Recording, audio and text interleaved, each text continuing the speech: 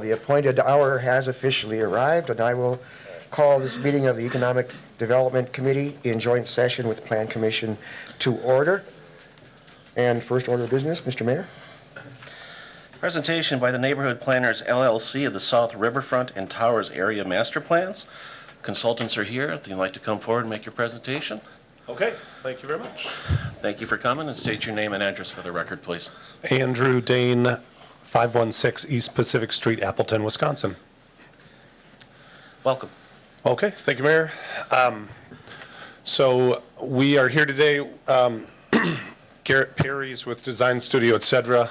One of the teammates on the project. Had a few, our friend Eric Ponto with Engberg Anderson, not here today, but he was also on the team for both of these projects. And we wanted to do here today is just provide kind of a high-level overview of two projects we were contracted with the city to develop master plan and redevelopment plans for the two areas, South Riverfront and the Towers area. I'm going to do an introduction to the South Riverfront and kind of walk you into that, and I'm going to turn it over to Garrett. It's going to do a little bit deeper dive as we get into the proposed farmers market, boardwalk, public market, and some of the more detailed design concepts.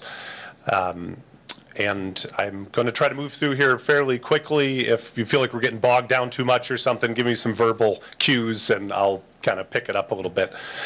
My intent was to spend maybe 10 to 15 minutes on both presentations. Okay, so next slide. All right, this is just kind of an aerial view. I thought I'd start with this. This was an aerial shot that really shows the two study areas. The Towers area is on my left here to the north. The South Riverfront is to the south. On my right, the South Riverfront, which I believe is the first presentation here, that's about a 30-acre area, is roughly defined as that area between the railroad tracks, Washington Street, the river, the kayak course, and then I believe is it Island Place Apartments to the south. That was essentially the study area there. Approximately half of that land is owned by WPS and is a brownfield site. Again, the area to the left, the Towers area plan, the core sort of focus for that area was really the sort of two blocks, the McClellan block and what I referred to as the old Diocese block, or the block directly north of the McClellan ramp, north of McClellan, between McClellan and Grant and First and Second Street. That was kind of the core study area for the Towers plan, but in looking at that study area, we kind of wanted to understand the dynamics of what was going on in the area, so we kind of took a little bit broader look at what was going up on river life, and then started to look at what might this corridor look like long term. So next slide. So South Riverfront Master Plan we'll hit first. We'll hit on the project purpose, talk a little bit about current conditions, share with you some of the master plan concepts. Next slide, please. So the purpose of this study was to provide recommendations for the redevelopment of the South Riverfront District, including development opportunities and desired public amenities. Like I said, close to 30-acre site. Aerial photo on the left. Historic photo from 1950 I got off the Wisconsin Historical Society website. And I thought it was interesting because not being from this area or not knowing a lot of the history, judging from this photo, this site has kind of historically had been a little bit detached or disconnected from the city. So that's one of the challenges, is kind of reintegrating and strengthening connections with the South Riverfront, the downtown, and creating greater connectivity between the downtown and the waterfront. Next slide. So our purpose, just a high-level statement of our purpose and our approach here. We started in May. We did some stakeholder meetings. We came back on the end of May with Garrett and I for a weekend. We actually did farmers market vendor interviews, met with stakeholders, met with a lot of farmers market vendors, met with folks from the Kayak Corporation. We were back later on June 7th and 8th, had another round of stakeholder meetings and a site visit. We did some reconnaissance of the area. And then we spent a half a day at the farmers market getting feedback from, I think we got close to 300 comments or visitors at the booth we set up at the farmers market, getting feedback from folks at the farmers market on kind of some very high-level concepts for that area. Came back in September, did another round of stakeholder meetings, did an open house in September at the Whitewater Music Hall, and now we're back here with you today. Next slide. So current conditions down in this area, I guess as everybody knows, you have a wonderful asset with the river and the kayaking and boating amenities, site of a very popular farmers market on that WPS land, that capped brownfield.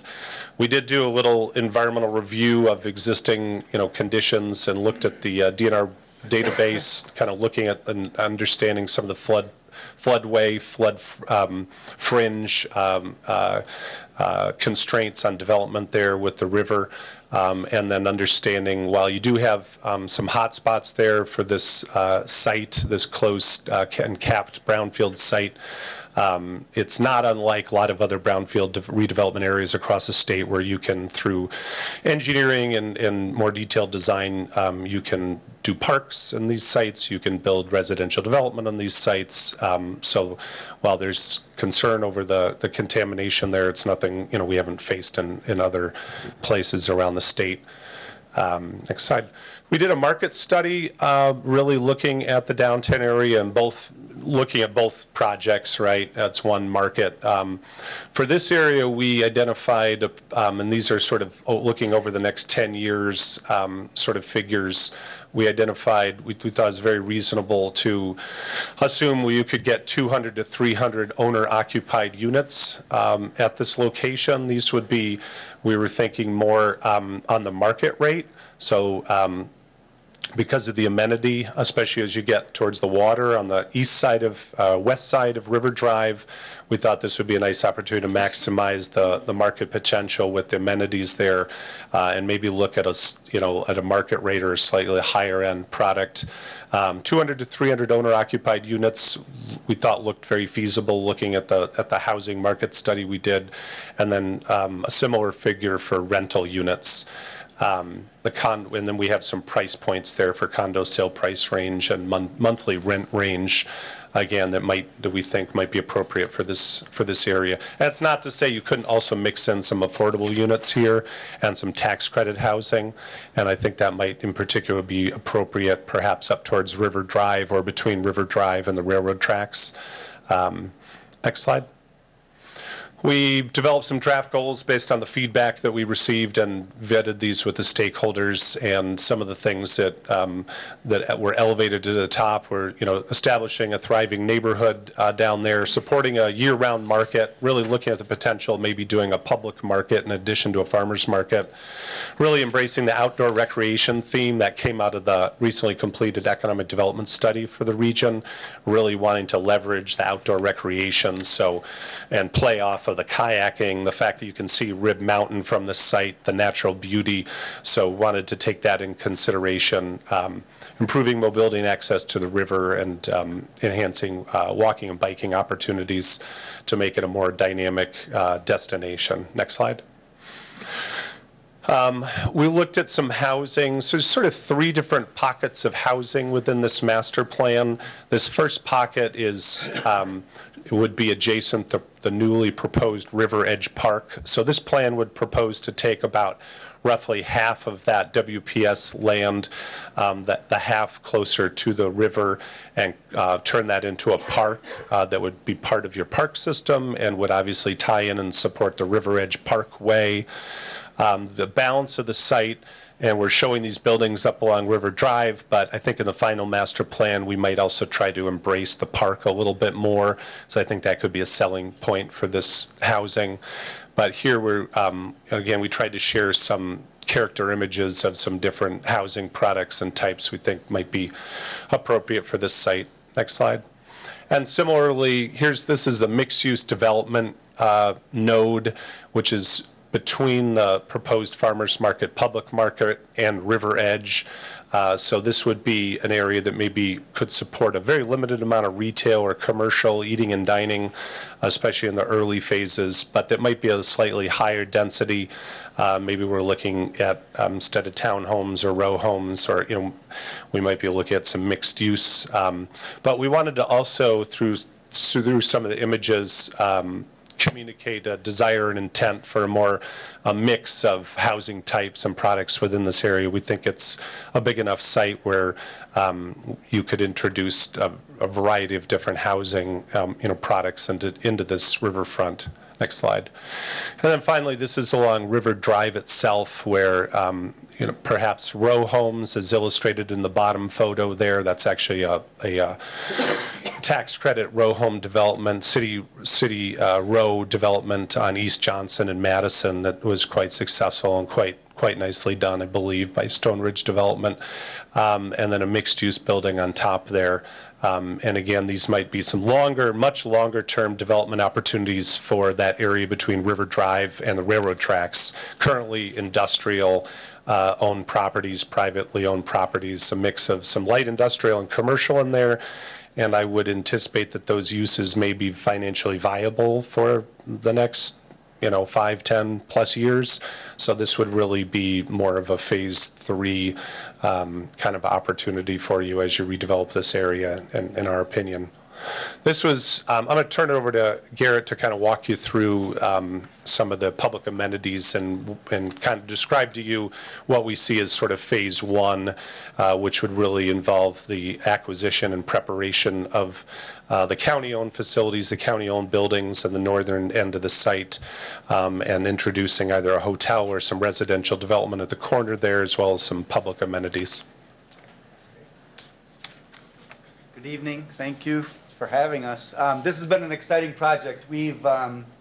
It's rare that you get a community like this that has so many people coming out and just having so much comment. You can tell there's a lot of love for the community and they want something very special to happen in this space. So I just want to commend the community for really grabbing on these ideas and letting us kind of air our thoughts, which is kind of fun. This is a special place. You have a captured audience of the farmers market. It's successful. It's doing great. As we talked through it, we thought, how can we make that even celebrate it even farther? Also, along with the kayak course, you've got a captive audience and a great group of volunteers that are doing something that is very unique to Wausau. So the idea here is that we're trying to create this environment that is intrinsically Wausau. More active, Rib Mountain, kayaking. There's the mountain biking course now. So we're kind of seeing this as we kind of talked about it as an active lifestyle development. So it's not only the buildings and the farmers market and the kayak course, but it's all the things that we can kind of interject in between that really makes that statement of an active lifestyle, whether it be a ropes course or adult play or whatever. But the idea is that kind of the main element, the thing that really turned this whole plan over, was taking that farmer's market that's down to the south, just north of Island Place, and making it the highlight, the centerpiece of the area. Farmers markets are very well attended. You already have a captive audience. How do we create that even further? And then how does that support the development that goes down the future? There's a historic, the main building that you see, and we'll get closer, but the main building that you see at the mill, there's a number of people there's an old mill building that has been captured, boarded up, and is in storage currently.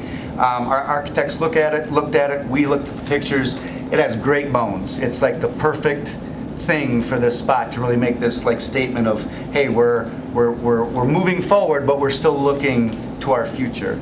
So recladding it, creating it having it a more, not modern, but creating so it looks newer now, but having those bones in the center really kind of creates that highlight piece. And that could be a four-season building that would house 30 vendors and could house things for a four-season event, whether it be a family reunion, a council event, who knows? But it's that four-season amenity that will really kind of create the highlight of the park. And then flanging that side are more open facilities, more open farmers market that could be used for more open pavilions. So this space is a gathering space. The highlight will be on Saturday, or if there is a Wednesday or whatever day for the farmers market, but it's designed so that the 24/7, the Tuesday at 10 o'clock in the morning, it still is a space where people have fun, they can gather. It's not just a very large public event. And then the second element, we'll get into this, is the river walk. Right now, that kayak course is pretty well pressed against the river. Buildings are pressed against the river. When there's a lot of people down in that in an event like that, there's not a lot of room to breathe. So we kind of pulled the buildings back away from the river, gave them a more breadth of a 20-foot wide river walk that would have thematic elements in it, and then space for viewing and spectation in between the river walk and the kayak course. Kayak course won't get touched.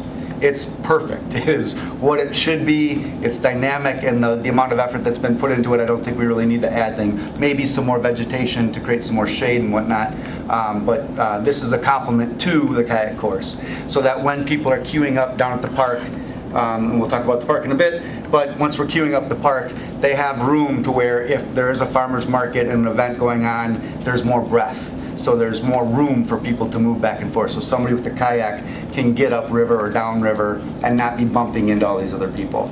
And then additionally, the area that there's this really no need, there's no room for vendors or sales or participation of secondary elements that happen that coincide with the kayak event, and or just a Saturday afternoon or a whatever afternoon. So the idea is that there's these vendor spaces that walk along the back side of the Riverwalk, so that, let's say that there's a programmed event by the city that said it's food truck night down at the boardwalk.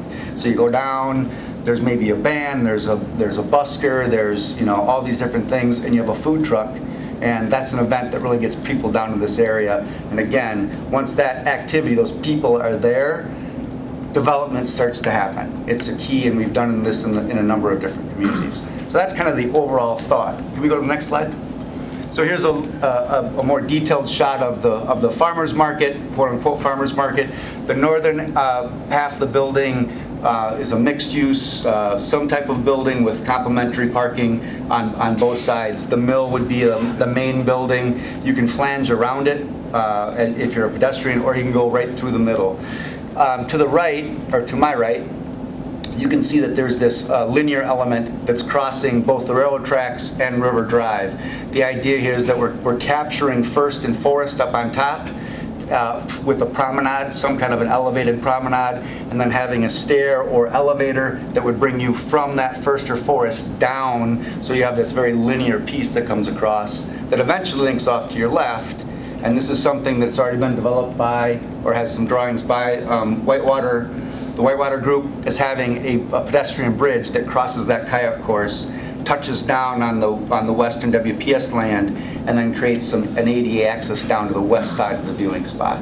But you can kind of see that there's this nice breadth. There's some paving patterns. There's some elements that will come in that will be of historic context that really starts to create this centralized public space that celebrates the kayak, celebrates the farmers market, and really creates like the entry into the boardwalk. And then the last image, I think there's one more. Oh, there's a little bit more detail. Go one more. So the Riverwalk we can talk about. So you can see on the top, on the other side of the green, there's this 20-foot wide walk, and then that's where there would be these places where vendors can reside, food trucks can be, but it creates this a bigger zone or a wider zone. Another thought that we had, just to create a nighttime, and we talked to the kayak about it, is there's existing poles that are being used for the events within the kayak.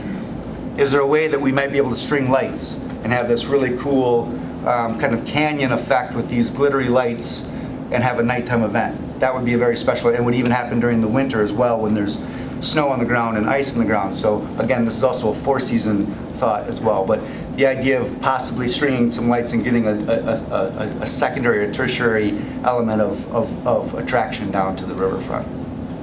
Let's go back real quick to the very, very first one real quick. I just want to talk about the parkland real quick. We'll keep going. So you can kind of see in the very far back. This works. Which number am I? Or which?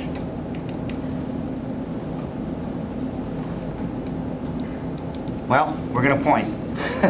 Unless you know which one is it, Brad?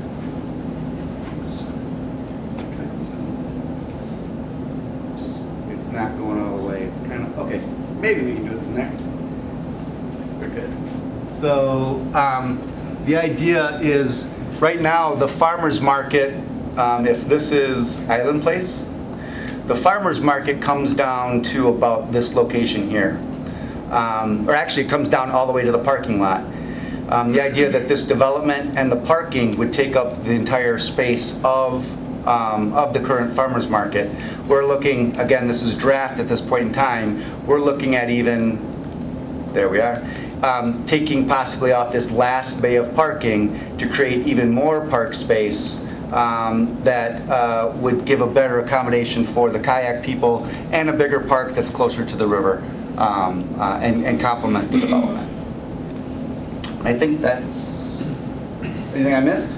I don't know if you want to say a word or two about the park, because there are just a few bullet points, preliminary thoughts on park programming. Correct. I mean, dog park is tough, but that was one thing that, these are kind of the 10 or 12 elements that people really were wanting in the area. Camping, obviously the space for staging the whitewater.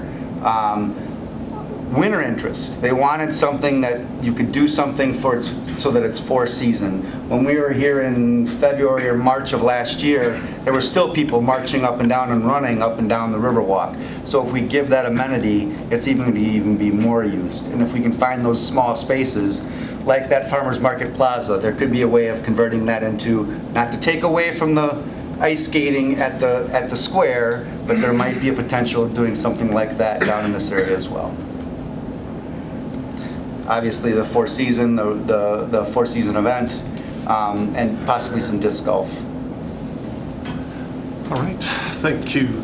So just to wrap this one up, we had some recommendations in here, which I didn't kind of go into detail. I kind of just thought I'd touch on those as in the context of the phasing. So as we envision this project in 3 phases, phase 1 might be really focusing on the northern part of the site, looking at land acquisition, exploring the feasibility of a hotel.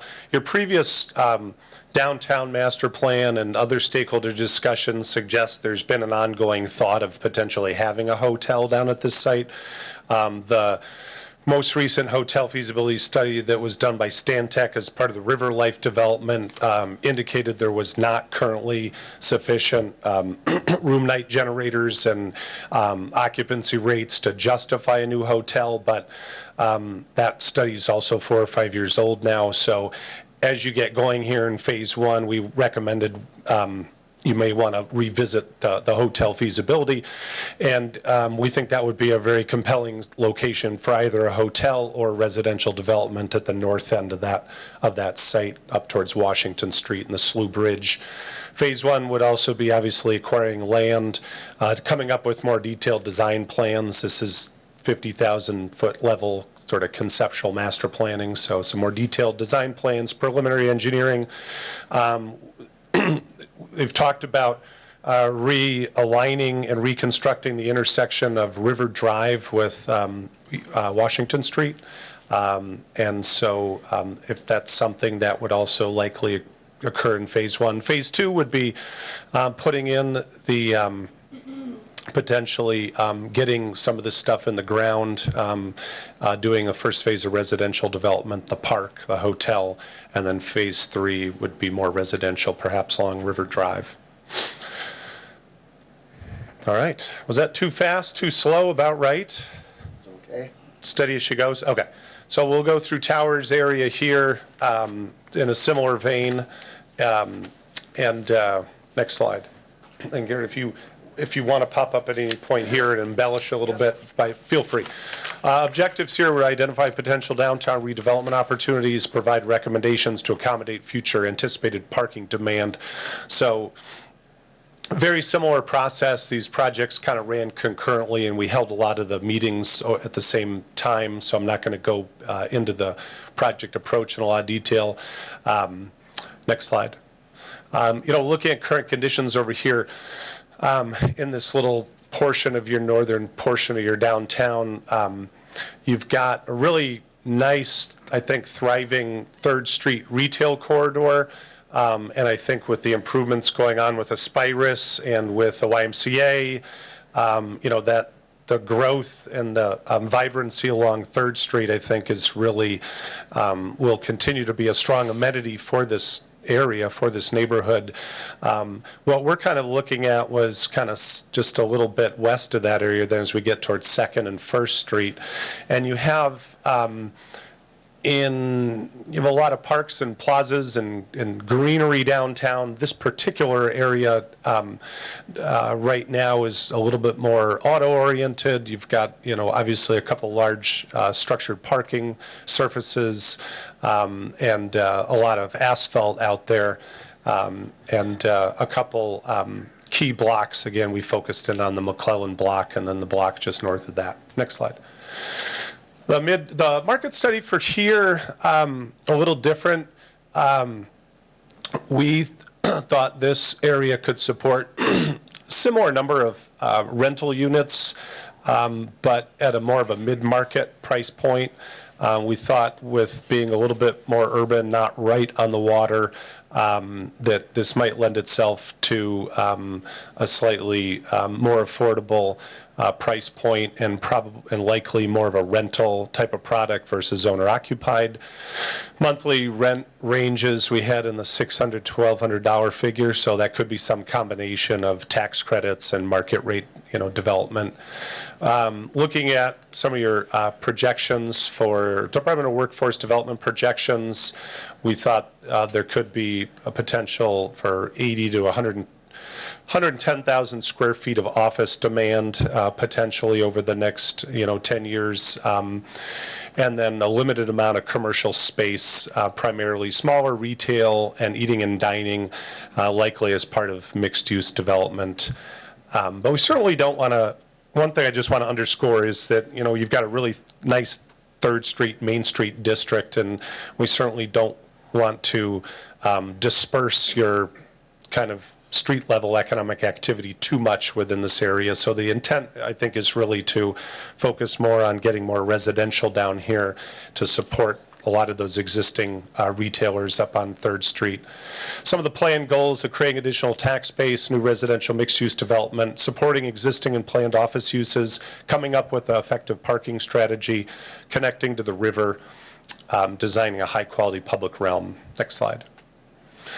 We put together sort of overall framework for this area. The darker red are development opportunities that we saw as more short-term, so things that could happen in the next, say, 3 to 5 years or are already underway. And then the lighter red are more longer-term, what we saw as longer-term redevelopment opportunities. But one of the key, I guess, aspects of this as we really started looking at it was this notion of having a really strong residential spine along 1st Street and thinking that that could be a really nice address for residential development as it takes you up into the river life with the proximity of the river and the proximity of the 3rd Street corridor for retail, restaurants, eating, dining, grocery, and then with your healthcare needs and amenities, we thought this could be a real strong residential spine. Another thing that we wanted to kind of point out was the notion of having a series of green fingers or green streets that would really link a lot of your existing historic neighborhoods over towards 5th and 6th and that direction, and just really visually link them and make a very walkable, pleasant environment for people to walk down to the river.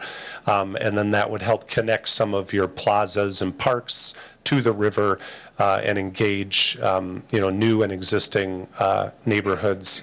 And then looking at going forward, one part of our parking was looking at potentially distributing the parking supply and maybe pivoting a little bit away from the large sort of full block ramps that can have been challenging in these types of markets. Next slide. So within the towers area, and I guess I think this is really more the focus, what we called the central towers area was kind of the meat of this study, was looking at this particular location. Most people probably know the McClellan ramp is scheduled to come down about 2024. And so we're getting close to that period of time and trying to come up with a vision and some guiding actions for you to prepare for redevelopment on that site. So we can go to the next slide. I'm going to kind of walk through sort of the vision of what we thought this might look like, and then I'm going to address parking at the end of that. So across from the church, just to the west of 2nd Street there, you're going to see the green future park footprint. What we've taken is what you currently have right now is a park that's actually been, you've got a conceptual design for, and the current agreement with the church, as I understand it, is that would actually have that park 90 degrees flipped, so that park would actually be running north-south along 2nd Street between Grant and McClellan. What we're proposing here is basically pivoting that park 90 degrees and then using that park as an amenity to drive private investment and tax base, and really creating that, leveraging this green corridor and creating an amenity that's going to drive private development. We also think it might provide a nice visual kind of view out the church across that plaza down towards the river. So this is the plan view. The north side there is actually showing that little U-shaped building footprint would be apartments, potentially a little bit of mixed use incorporated into that. That could be 3, 4, or 5-story apartment building. To the south on the McClellan block there, that again would likely be a mixed-use building of some sort. And it very well, if the demand and the need is there in a couple years, it very well might include a parking garage as part of that building, part of that mixed-use building, to continue to provide parking to adjacent office users. Next slide. This was a rendering that we did. So this is kind of just south of 2nd Street, looking towards 1st Street, looking west on McClellan, with that park that I just described off to the right there, and the notion of doing kind of a green street. So you take 3 or 4 streets in your downtown that are oriented perpendicular to the river, and we would sort of purposefully create green streets. And I just want to put a little caveat for that.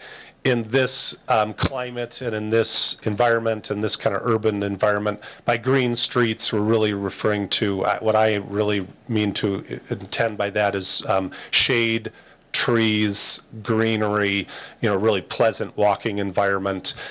So while you might get some stormwater management benefits out of this, we're not necessarily suggesting that these are going to offer major stormwater benefits in this kind of urban environment, but the emphasis would really be on creating a more attractive pedestrian environment with a side benefit of some stormwater management.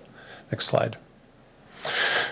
This is down toward the river here. So this concept is essentially another office tower that again could be somewhat similar in character as existing Dudley Tower, could be totally different, but the notion would be to, if you could do a little bit of office, push it slightly to the north of this site, you could allow for a plaza that would take the terminus of McClellan and extend a urban plaza, public plaza, all the way to the river, really engage the river, provide those kind of touch the water opportunities, and create another sort of key social node or access point along the water, and hopefully drive, and again, some private investment in this area. We're showing here a skyway, as a potential thought that could potentially link these two buildings, that was included in this sort of conceptual rendering. But the intent, again, would be to sort of extend McClellan all the way down to the water via some sort of public plaza. Next slide. Can I just make one comment? Yeah. So we'll go back there. So one of the bigger elements that we saw when we walked around, when we talked to residents, that the river hasn't completely been grabbed onto yet.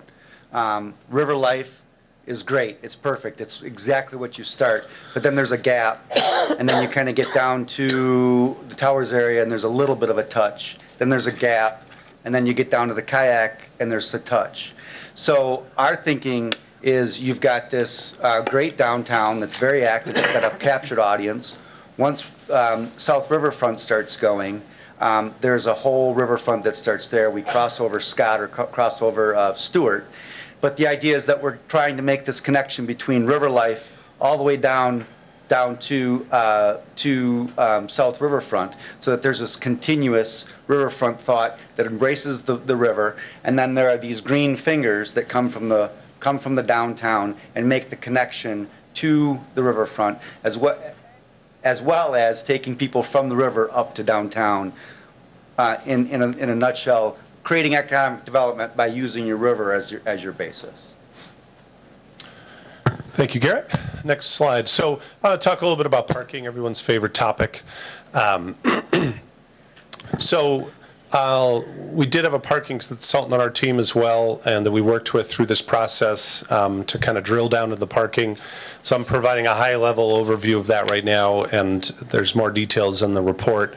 500 stalls currently available in the study area based on the last counts that were done, field counts that were done a couple years ago by regional planning. So right now, again, as an average between morning and afternoon, about 500 stalls currently available.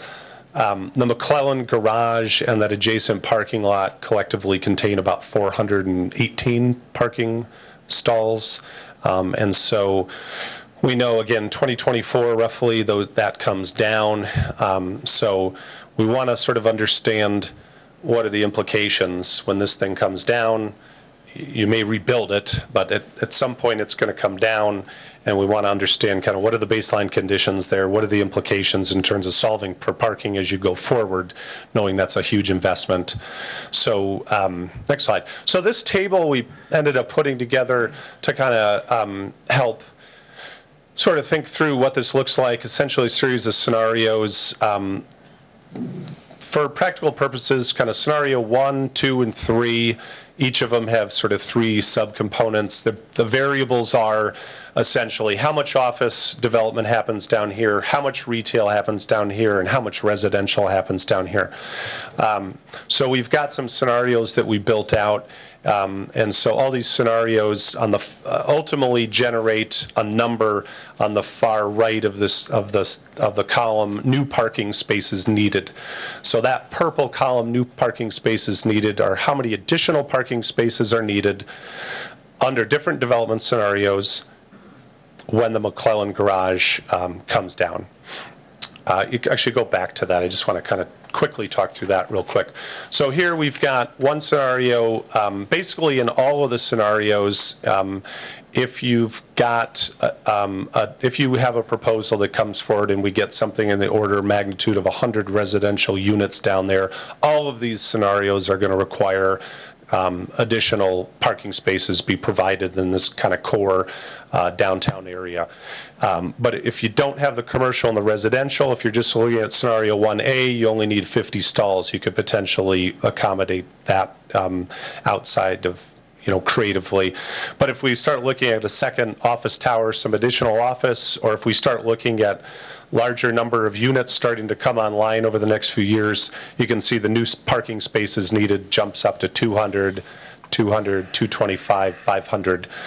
So again, depending on how the pace of play and the development that comes forward over the next 2 to 3 years, this table kind of helps guide you in terms of how you think about that future parking demand or supply.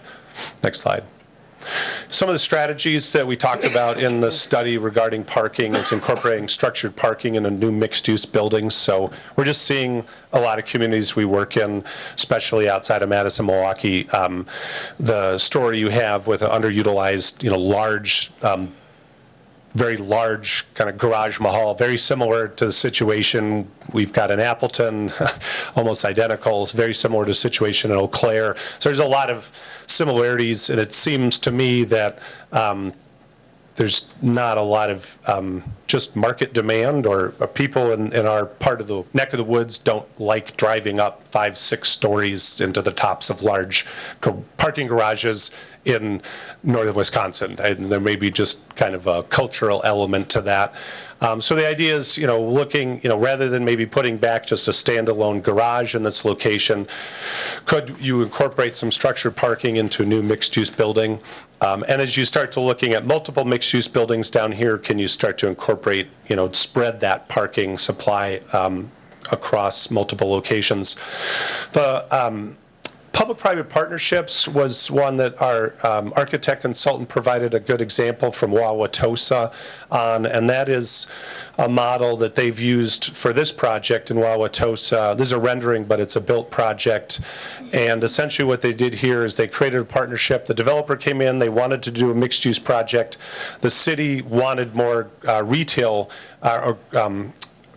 parking available to support its retailers, its Main Street retailers. And so the city ponied up some money, entered into agreement, and put some money into this deal, craft an agreement whereby they created dedicated public parking spaces as part of this private mixed-use development that are available to the public and serve those retailers, but it's incorporated into the development. So the developer gets a little bit of a financial incentive and some economies of scale by adding some more parking. The city gets more parking without having to plop down, $20, $30, $40 million for a new ramp. So we think there's opportunities for those types of partnerships. I put incentivized use of underutilized stalls. I think you're already starting to do that, and you've already explored some of those options for the Jefferson Street ramp. And then I guess most importantly, based on, again, the pace of play and the development that occurs over the next 2 to 3 years, you got to go back and update these parking assumptions and make a final determination on that ramp here in the next couple of years. So recommendations for this study was essentially to, we think you've got a couple nice blocks here with some good potential redevelopment. So marketing those opportunities. You've got some developer team that's already looking at this site, but meeting with downtown property owners to discuss the redevelopment concepts on this plan was another recommendation. This is, a work in progress. So meeting with and discussing with neighbors, supporting new downtown housing development by leveraging that new park we see as a critical strategy. Looking at the feasibility of a second tower to support this plan, and then proactively planning for that demolition redevelopment of the McClellan ramp. And that's our discussion. Apologize if I went too long or we got too wordy on you. No, you were fine, and thank you, Mr. Dane and Mr. Perry. Do any of the commissioners or anybody have any questions for these gentlemen? I know they've been working on this since last May. It's been very thorough. I get amused when some people say the city doesn't have enough plans. Not true, folks, but very in-depth, and I know a lot of detail and work was put into it. So I thank you both and the rest of the consultants as far as what you've done to get this completed. Questions from anybody? Anybody from the committee? Ms. Rasmussen? Thank you. There's some pretty inspiring concepts in both plans. I think that the activation of a lot of the space that we would like to see activated certainly happens with a plan like this. As far as next steps to move these plans forward, to present them to council, are you looking for us to act on them tonight, or are you just presenting them in draft form and we'll get them again in a final form at a later date?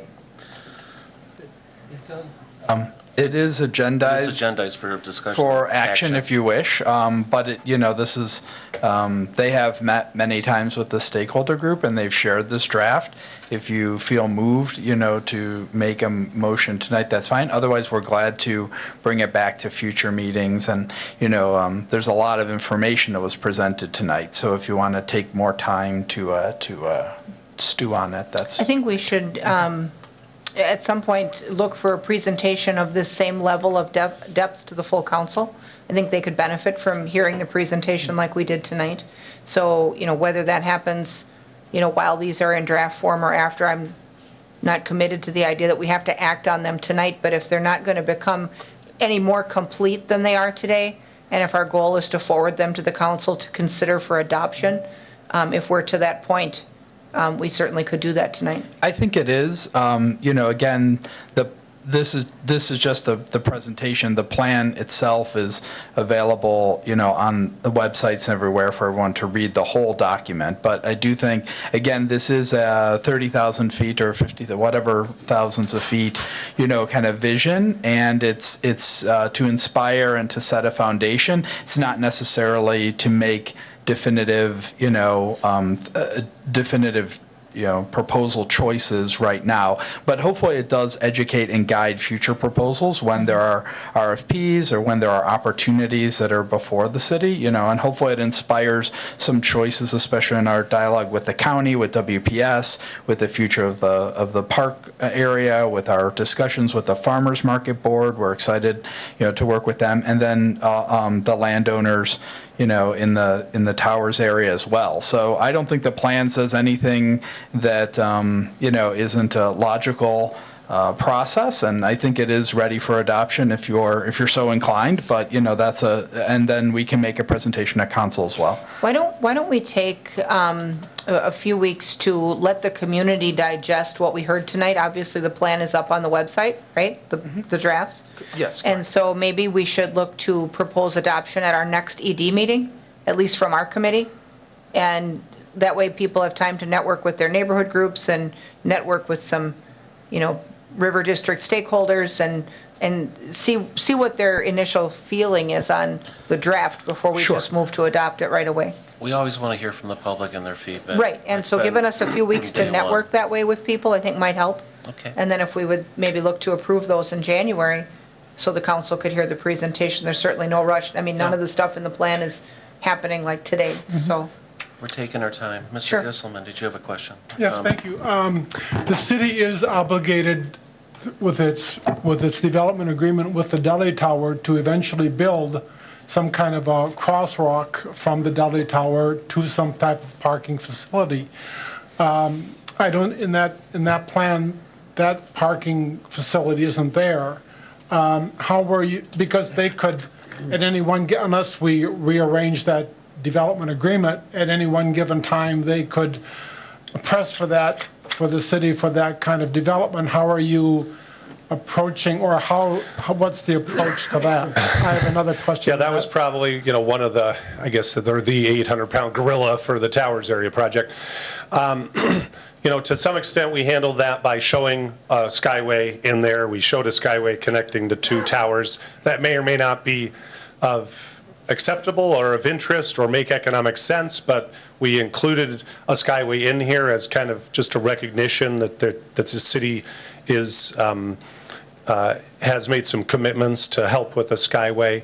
But in terms of showing, so that's kind of how we treated that. We didn't show a skyway specifically attaching to the McClellan block, I guess, because we just, with the uncertainty with the McClellan ramp coming down here in the next 4 to 5 years, it seemed, we just weren't sure what that would look like in the future.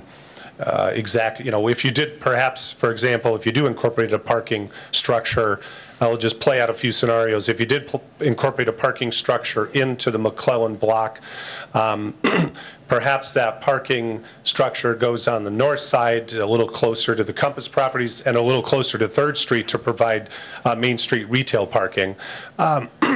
If a second tower went in, you might have the opportunity to satisfy the parking demand through some type of public-private partnership at the first few levels of that second tower, and then maybe with a skyway, you're kind of solving a problem there. So I guess, I don't know if that answers your question exactly, but that's some of the thinking behind what we proposed. Well, for future, I think the Compass property as well as the Deli Tower, they're all using the Jefferson Street ramp. It's full. I understand it. I'm not sure how many on a given day. I'm not sure how much, that is full. But still, there's a lot of need with those two buildings and maybe some other, the McClellan office building. In your plans, am I seeing the need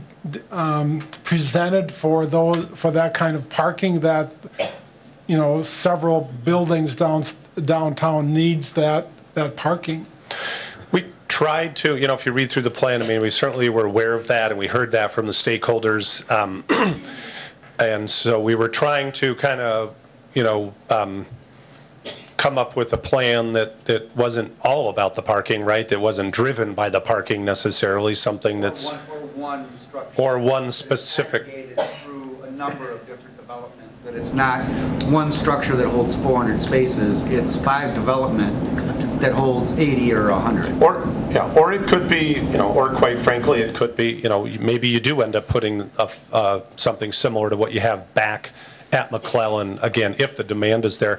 The table that I showed basically has a bunch of scenarios, and the reason we did 9 of them was just to provide a whole bunch of different alternatives. And so again, over the next 3 to 4 years, like say, for example, this group that's coming forward that's going to be making a proposal to you, I believe, the Merged Development Group, if you find yourself doing a big residential development down here in the next couple of years, you can look in that table and it'll show you that, yes, you'd need more structured parking. You're going to need 300, 400 units of parking. Well, then that would tell you, in our plan, phase 1 for some new development might be at the old diocese block. If you get that kind of development coming over the next 2 years, in our scenarios, that table will then suggest that the McClellan block be redeveloped to incorporate, a structured parking to meet the demand. Because in all of the scenarios that include, significant amount of new residential development, you're going to need more structured parking in that location. Do any of the other plan commissioners, Mr. Peckham? Yeah, I was wondering if you pushed a pencil on how this would kind of unfold financially at all. Like if you looked at the South Riverfront, if there is some thinking that if on the north end of the South Riverfront, if that kind of a crooked apartment building went in, then we would gain enough tax base so that we could justify the expenditure on the farmers market plaza. And then if the next set of buildings went in to the south, then we would gain enough tax base so that we would have the money to do the park improvements. Is that kind of how that would roll out? That was more or less kind of how I was thinking about it. I will say we didn't really get into the financial analysis at this level of planning here, but I think that would be your next step, would be to start drilling down. I'll also let Garrett kind of chime in and just give you anecdotally, he's been working in Eau Claire on the Phoenix Park area and the redevelopment of that whole district, which really was catalyzed and started with a farmer's market and a boardwalk and one office development. So he may be able to address some of those items. We have to be wary of cart before horse. Many times in the communities that I've worked with, Burlington, Racine, Eau Claire specifically now, is there needs to almost be some good faith by the community or by the city to show the developer or the developers that there's a willingness to push forward money for public amenities to draw people to the space. So, for example, with Phoenix Park or with downtown Eau Claire, there was an expenditure and it was TIF monies, it was also grants, it was also state dollars and other monies that were put together to develop a park. And then they found one resident or one commercial building that resided in this area, and that was the impetus that kicked off all of Eau Claire, and they just start taking down pieces from there. So I would just, our philosophy is a little bit of public amenity to get more private development in that thought. Thank you. Well, this sort of visioning is an invaluable and absolutely necessary tool to help drive interest and energy towards future development, for people to see opportunities where they might not have seen them before. I, for one, seeing it as that, I have no problem with considering it for adoption tonight by the ED committee.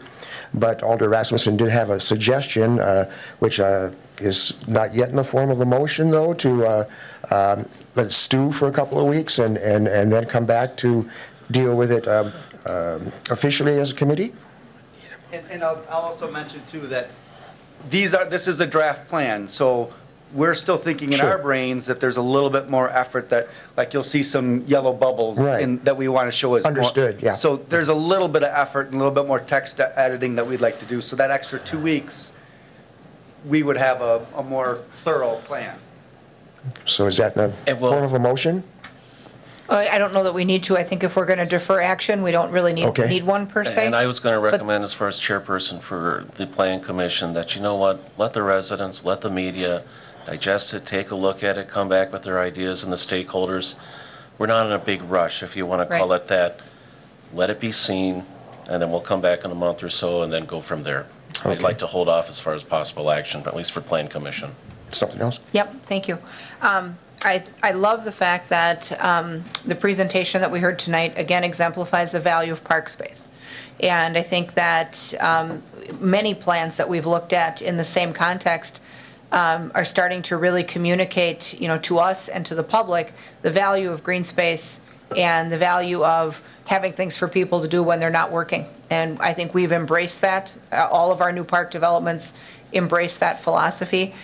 I think that if, people read last week's article in the City Pages where it talks about Park and Rec becoming big business, it is. And I think that's what attracts people to our community. I think that's the way we see future growth.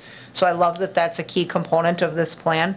As far as parking, and that being kind of the 800-pound gorilla, because it seems like it always is, when you visit larger areas, you'll find that people are willing to park at a ramp and then walk 3 blocks to their destination or wherever they're going to go. That has never been the case in Wausau, and I think it's been very difficult, even though we would love to not be as car dependent as we are as a society. That still exists, and it's not going away anytime soon. So I think the fact that we have to have one eye toward future parking needs is also forward thinking. Even though it's our goal to someday need less of that, that's not going to happen in the next few years. So I like that that all is incorporated here, and if it needs a little fine tuning in terms of a final version, it just makes sense for us to wait a little bit. And whether it's, 2 weeks or whether it's at our February meeting, which is our, first week of February, whatever it takes to get that finalized, I think that gives us extra time to have some discussions out in the community too then. Agreed. And Garrett and I were certainly be amenable to coming up and doing a presentation to council if it makes it that far, when it makes it that far, so. We just want to keep it where it's open and transparent. And with that, at least for the Plan Commission, since how there will be no action taken tonight, for us, I think that's done. I'll take a motion to adjourn. Motion by Mr. Bulkins, second by Mr. Zark.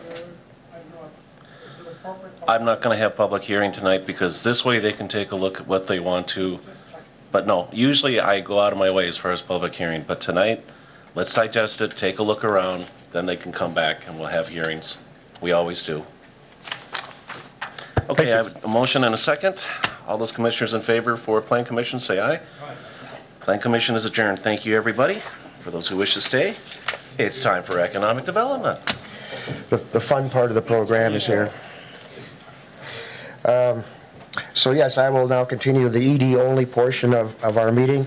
And I will, through the remainder of tonight's meeting, welcome public comment on items on the agenda. Just have to raise your hand and come up and give us your name, address, and keep it to 3 minutes. Next item on our agenda then, number 4, approval of the minutes from the 11/5 meeting of this year. Do I have a motion to approve? I have a motion from Mr. Martins, a second from Mr. Peckham. Any questions or changes? Seeing none, all in favor, please say aye. Aye. Aye, and that passes unanimously. Thank you. Number 5, discussion and possible action on the sale of approximately 1.93 acres of business campus property adjacent to the intersection of 84th Avenue and Enterprise Drive to Diversified Properties LLC. So Mr. yes, Schock. Yeah, quickly, based on the feedback from our last meeting, we've had continued dialogue with Diversified about a potential expansion at their current site. They're planning on expanding their current building, which is on their existing property, and then also acquiring this site for, for a continued expansion. Last time we talked about the idea of refining or honing in on a job number that could be realistic for them. I think they've agreed that, the creation of 5 FTE jobs, would be very realistic. They've continued to grow. In their previous letter, you saw, the expansion of jobs that they've added. They have a facility in Wausau and a facility in Schofield. So it's they continue to expand in the region, and especially at this location. So it seems appropriate to, or I can answer questions if you have additional questions. But this is a relatively small parcel that is immediately adjacent to their parcel. Anyways, it does have some wetlands on it that they would work around, when they go ahead to do the redevelopment. It seems like a reasonable request for them to acquire the property and do the expansion. And as we've said previously, to me, it seems like pretty much a pro forma transaction and with precedent. So I don't really foresee any need to go into closed session on this item unless somebody sees a compelling reason from the committee. Anybody? No? Further discussion? I would entertain a motion. I'll make a motion to approve the transfer. Thank you. A second? Mr. Peckham seconds. Further discussion? All in favor, please say aye. Aye. Aye. Opposed? And none are. Thank you. Number 6, discussion and possible action on the proposals received for the North Riverfront Redevelopment Area, RFP. Mr. Schock. Great. So this evening we welcome a variety of proposers. So thanks everyone for sticking with us and enjoying the plan presentation. Those will be your next projects to propose on in a few years. But we certainly appreciate that. As many know, the North Riverfront area is the area that we've been affectionately calling it, is basically the zone north of Bridge Street all the way up to Winton, includes Wausau Chemical property that we will own before the end of the year, includes the Great Lakes Cheese property that we own already, and are kind of in active redevelopment on. So as you remember, the committee released the RFP a few months ago. We have received a variety of proposals,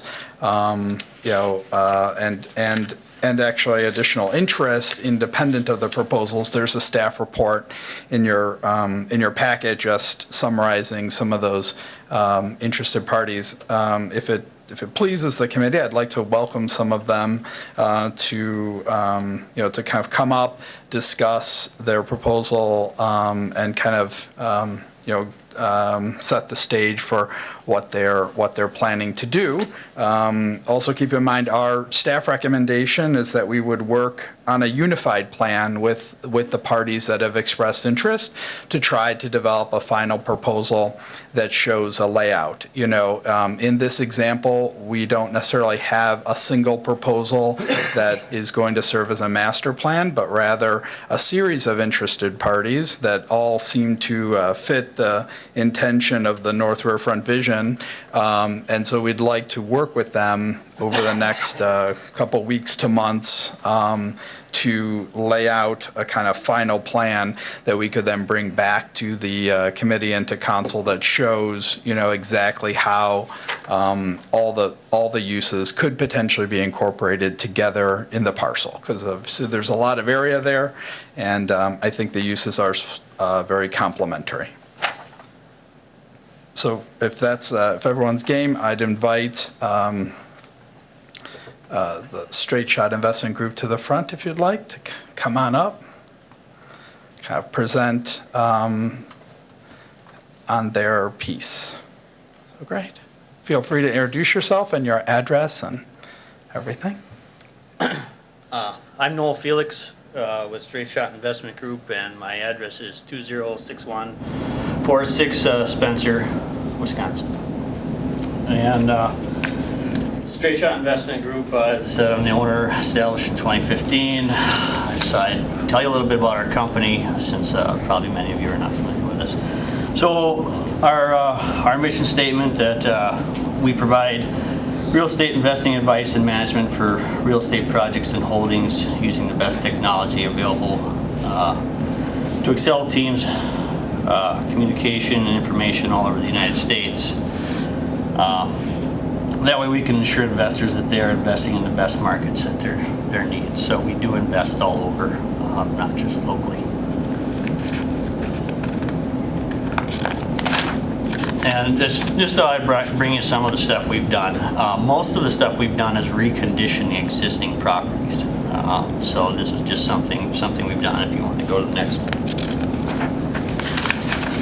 And I wanted to tell you a little bit about how, we work through different issues. Sometimes things don't work out like you want them to. This was a fix and flip that our investors originally wanted to work with us on, and we were gonna just fix it up and sell it. And we weren't getting what we wanted in the amount of time, so we decided to try out the Airbnb. It's an exciting industry that's been booming around, and it went well. We did it for a year and went back and sold the property for more than we were asking for. So we've learned to roll with the punches as things maybe don't work out like we want. So I'm gonna keep going. Just saying, kind of as I've said, we've done several fix and flips, some Airbnbs. This would be our first new build, but we've worked with a lot of projects that have done extensive rehabs to the studs. We've moved walls, we've electric, plumbing, familiar with codes. So I feel that this isn't out of our realm. And then, yeah, we know that our work is only as good as our team. So I wanted to just introduce you to some of the teams that we put together in this community. And in each community we work in, that's what we do. We work with local contractors and realtors and handyman or whoever is necessary for the job. So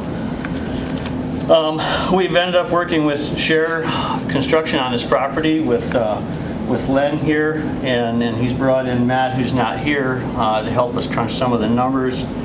And as we needed some renderings, they brought in Rod Cox, who's helped us out with that so far. And we needed some market information. Obviously, we got to get a realtor involved, kind of see what's going on in the community, what rents are, what places sell for, what size we're looking for, where the needs are. So Jack Fisher has helped us out with that quite a bit.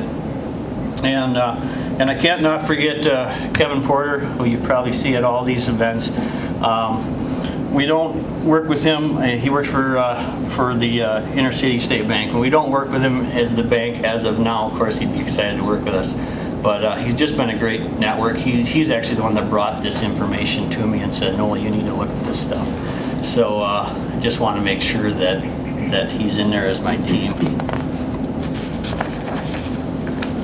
So, and I do want to make a point that to know that we had started working on this, I think, last July or August.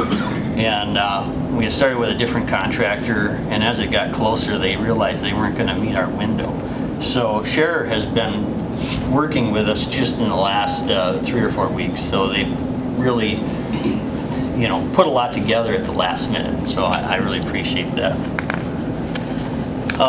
So this is just something we've looked at. Obviously, you have other folks looking at the bigger pictures. We've looked at the houses where they are, or the housing units, and we've thought, how does this flow in? You've got a great park down there, and these are just some of the things we thought might be nice projects down the road as you do some more developing, working right in to the houses that we're talking about today. Just doing some envisioning. You want to go to the next one? And then we look at where this vision meets in the reality with the numbers. Our vision is to build 30 units. These units will be where the current cheese plant is. And we're designing them for empty nesters, but when we look at the markets, we feel that many different types of families might enjoy living in this kind of property. And these are some of the beginning renders that we've come up with. We're not affixed to these designs, but it kind of meets the layout interior-wise that we're looking for. You go to the next one. Some of the important things is these have garages attached, two-car garages. We felt that was something that everybody's going to want. So these features, obviously they have an amazing view of the river. They'll be able to enjoy the water life, water activities, still being close to downtown Wausau. It'll be brand new houses and walking distance from River Life Park.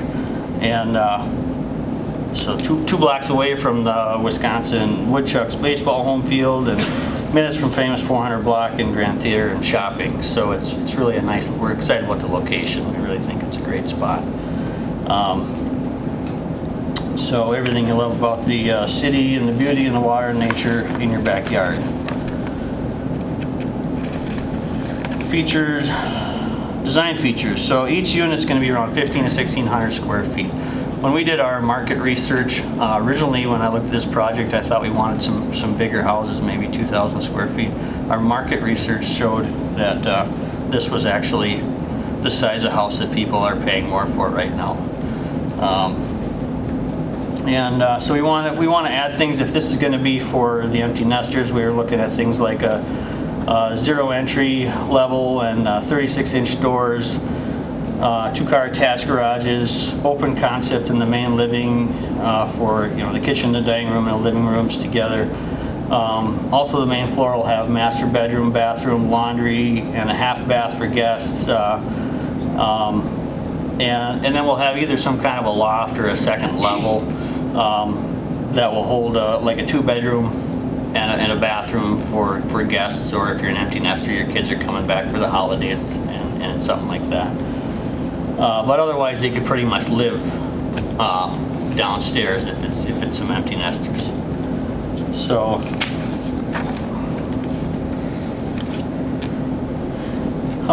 So the buildings will be row houses. They're going to be in 6 blocks units. They'll be like a condo / townhouse. We've already seen expressed interest. Some folks said, "Geez, if you build something like that, that's what I'm looking for. That's what I want to live in. I'd be happy to purchase one." At this point, it's just talk, but it's good to hear that interest. It's good to hear the community wants to see something like that. And likely, if we're looking at 30 units, I don't know if it makes sense to, unless there was that much interest, I don't see a reason to lay out 30 units all in 3 months or whatever. I think you'd kind of do them in sections. So if they're in blocks of 6, that's what we would do. 1 or 2 of those blocks at a time, unless they're pre-sold. You get a couple ahead, that's fine, but maybe not all of them. Our project is going to be privately funded. We're just asking, we feel there should be as in some of our pictures, access road in the back along the tracks, and of course you might as well run your utilities in and all that with it. So that's kind of what we're asking, if the city would put that in, and then we build the houses. And kind of winding down at the end here. So we do have investing partners that are interested in these projects. It's still new. As I said, we're still working on some of the numbers, what these budgets are going to cost, and nobody's committed anything. But definitely seeing a lot of interest on both the investing end and the purchasing end. We're always looking at 2 exit plans, just so we can kind of secure. You never know what the economy is going to do to life. Things change. So we're going to look at selling these for $290,000 is what our market research thought we could do.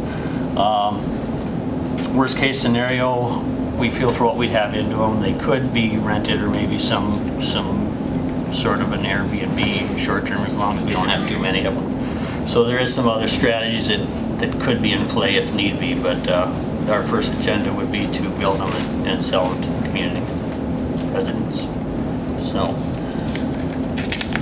that's pretty much all I've got. Yeah, so just to It's been a pleasure working with Noel over the past couple of months as they craft their proposal. Like we said, the plan is kind of still a bit of a schematic, so our recommendation is to work with them. Staff's thoughts were that that maybe the architecture is, could be a little more modern, could be a little more urban in its massing, and, we could work to incorporate some of the, obviously the access road, the utility corridor, and and some of the other uses, on the site in a layout, so, questions, I guess? Yeah, Chris, could you go to this shot on screen? Yeah, sure. Okay, can we zero in on that, or is that, we're stuck, can't zoom? So I'm just trying to understand, those units that I'm seeing there, because it looks like, 5 units. No, where'd it go? Oh, okay. Yeah. Yeah, yeah, there you This go. maybe is a better one for That's a you. better one. Yeah.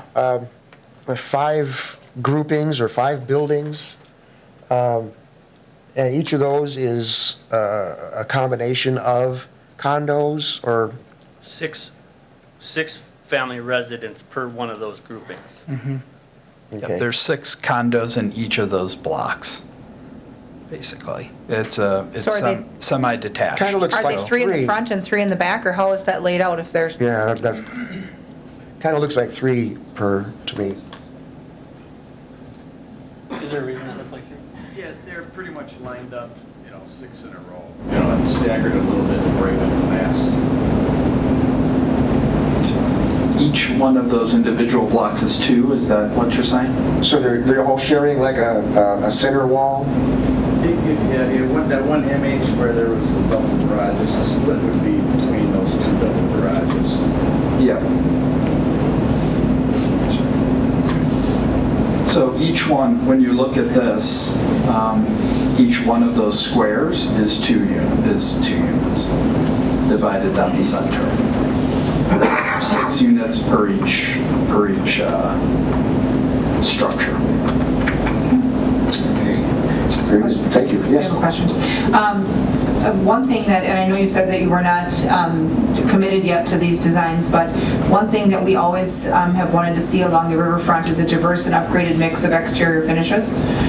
In terms of the materials that get used, one thing that we were often adverse to seeing on the riverfront is vinyl siding. So you'll notice that all the things that are building on the riverfront and building in that area are using an upgraded mix of exterior aesthetics. I think that's something that we would want to see because riverfront real estate is a finite resource for us. We've only got so much of that property, and we want to maximize that use. The other thing that we've also encouraged along the riverfront is to design the buildings with curb appeal on both sides, even though the street is on one side. So you essentially have a 2 fronts type design, and similar to things like what we've encouraged with developments near Greenwood Hills Country Club, where a house has a unique curb appeal on both sides, but it's appealing on both sides. So when we look at the difference in this rendering between the front and the back, there's a big difference in terms of, a lot of the design character is to the back, and the front is garage, garage, garage door, garage, garage door. And so maybe we want to see something that, like Chris said, mentions a little more of an urban feel or an urban design where the garage is less emphasized as the focal point on the one side, and we're looking for something, aesthetically that essentially has 2 fronts so that both spaces have an appeal, because you're going to be visible from the water, from the river edge trail, and from the street. And, some sensitivity to that I think we've encouraged with other projects, but the project is exciting. And, I like the fact that the only public fund ask is for infrastructure. That's what we should be helping with versus the core cost and the operation expense. So good start. I'm excited to see, what we can work with if we continue to work with the plan. Thank you. Anything else from the committee? Mr. Peckham? Yeah, I just wondered, the River Edge Trail is not shown just because it was handier just to go green all the way to the water? Yeah, it It'll would be be there. there. It's very It's there. important to our project. Okay. Yeah, absolutely. Very good. That's it? Okay, thanks. Very good. Thank you. Thank you. Appreciate it. Mr. Schott? Yep, so next up, I'd like to welcome, let's see who else is here. We'll welcome the group proposing the Founders Riverfront Restaurant. I think they're here somewhere, no? Yes, of course, great. So in your packet, let me see, in your packet, you'll find, next proposal is a more adaptive reuse proposal that has examined the existing office area, basically, of the old Great Lakes Cheese facility, and, looks, and has examined that, and they've made their proposal. So welcome, feel free to go introduce yourselves and go through your proposal. Great. Thanks, committee. Thanks for having us. My name is Tate Strand. I live in the Forest Park neighborhood over by Sylvan Hill. My name is John Huntington. I live in the Riverview area, born and raised in Wausau. Been in the construction business for 20-plus years before in Wausau area, and now back to the area. So, Yeah, our interest in this opportunity was to revitalize what is currently there and taking that about 3,800 square feet of what is now office space. It's got the structural integrity to occupy the restaurant and I guess family environment that we're looking for. We're looking at all the stone, the steel, the wood, reclaimed materials from the old train depot barn. We'd like to add that within the scope of the interior of the project to maintain that wood and also kind of tell that story. And that story will be an ever-changing feature wall, and that will be documenting some of Wausau's history, and we've asked the community to come out and share that history. If you've got photos, we'd like to incorporate that. Bring back the history from the mills, the paper mills in the area, the wood sawmills that were in the area, and just sharing that and giving that really cool environment for families to come and see their great-grandfathers on the wall of our restaurant. Working with the local museums and establishing a continual changeover of the scenery within the restaurant. So again, the restaurant environment will be ever-changing. I can envision kind of like the YMCA did with different masonaries for the layout and the sides of the building for the architecture, to try not to have the cookie cutter vinyl siding type ordeal. Mrs. Rasmussen talked about Greenwood Hills. I have a lot of experience, did a lot of masonry work with Greenwood Vistas, and very familiar with how the houses have two sides, one at the golf course, one at the street. I could definitely see doing that to showcase out towards the front street, plus the walk path that's through there too. And as far as the infrastructure for the restaurant itself, we're looking at bringing back some real basic items to the menus that have so kind of gone to the wayside.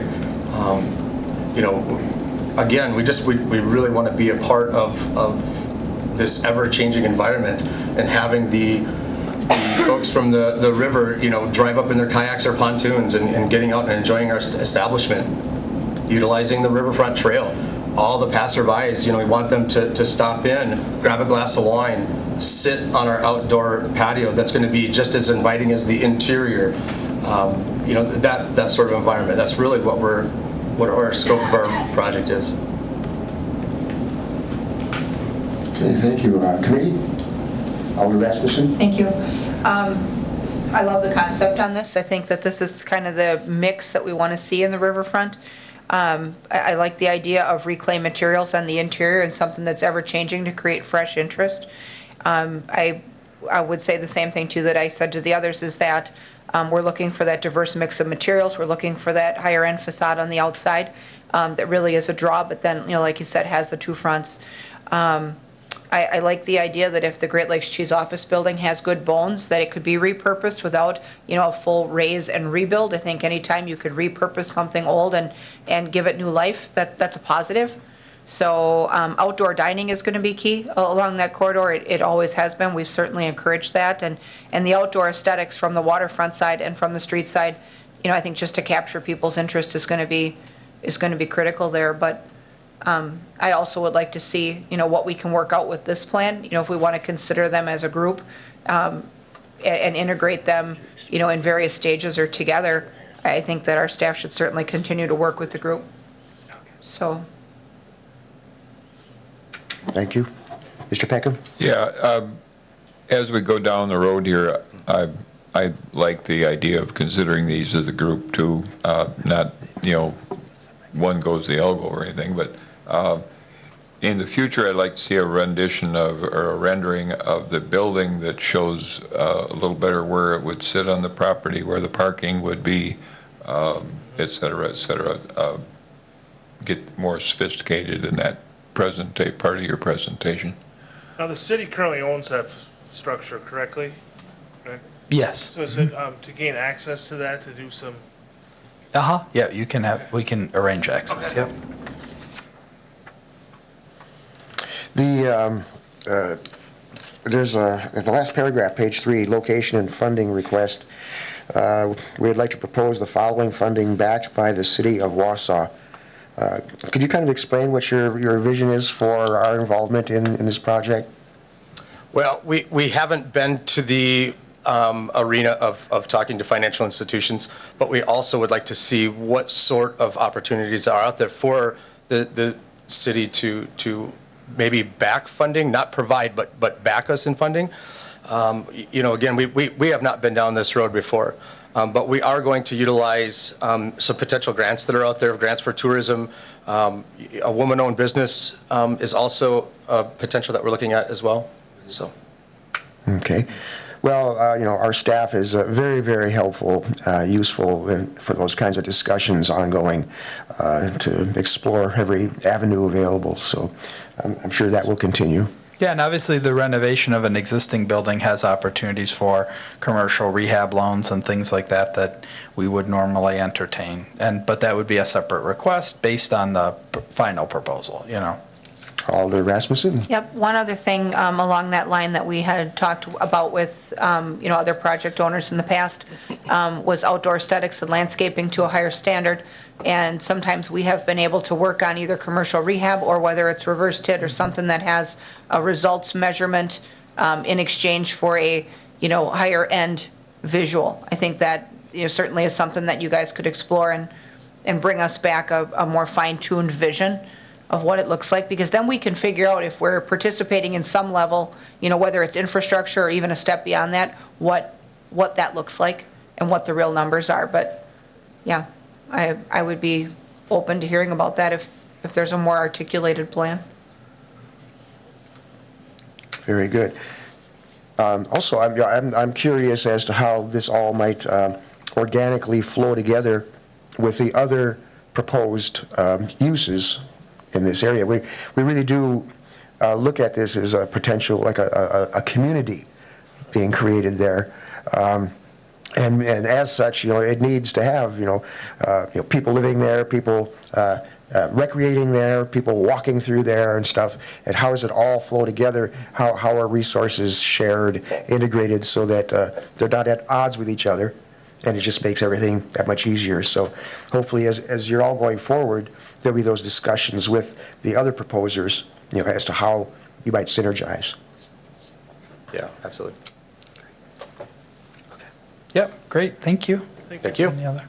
Yep.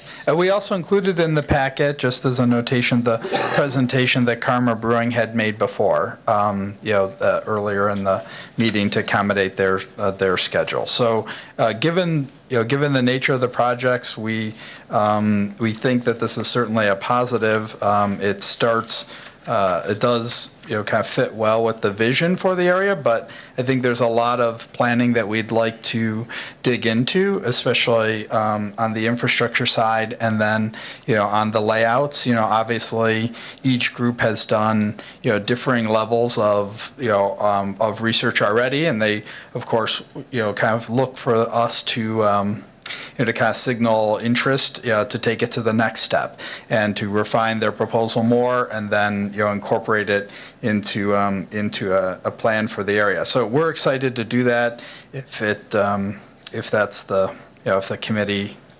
would like to instruct us to do that, or if you have other thoughts or questions. Now, the deadline for responses, is that the end of the year? No, it closed on December 2nd. Oh, okay, technically, very yeah. good. But I think All what right. we want to do now is with these interested parties, work with them to kind of put together a layout, working with, obviously with our staff and with engineering to kind of, lay that whole area out and work with them to figure out what, do these uses work? I think they're very complementary, but how do they fit together Right. across the whole parcel, and where the roads will go, where the utilities will go, and how to, and then get those extra details that the committee wants about each project. Well, I'd like to see the committee, direct staff to, forge ahead with the three proposers and come back with an integrated vision for us. Ms. Rasmussen? That's the direction I was going. I mean, we heard the proposal at our last meeting from Karma. We were excited about that to start with. And the way these things would all lay out together and really activate that area is really inspiring to see. I think, we started some stuff early down there, and this just really camps onto that very well. So I think we can agree by consensus. I don't know that we need to vote on it, Yeah, but right. if we agree by consensus to direct staff to work with all three parties and the engineers to come up with a vision. I see consensus going around the table, so that's We're all fine. nodding. Very good. Yep. Thank you. Question. sorry. A question? Everything is these proposals all include the Great Lakes cheese, so there's nothing with regard Correct. to everything north of Wausau Avenue. That's correct. All of these are for north of Wausau Avenue. Right, thank you. Okay, very good. Moving on, if that's okay. Item number 7, discussion and possible action on the proposal received for the properties at 401 and 415 South First Avenue, the erstwhile West Side Battery. Sure. So we'd welcome I can't say, as the proposers here for West Side Battery. Yes, they're there. Come on up.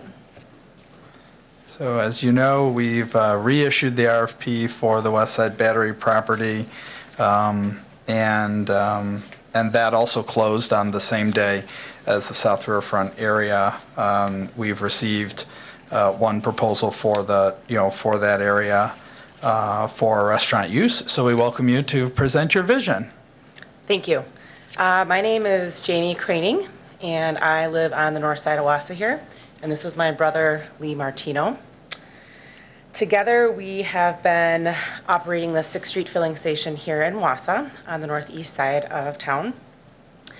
We were fortunate enough to take over that existing restaurant and be able to walk into a reputable operation, and we have been able to grow that restaurant exponentially over the course of the last 3 years.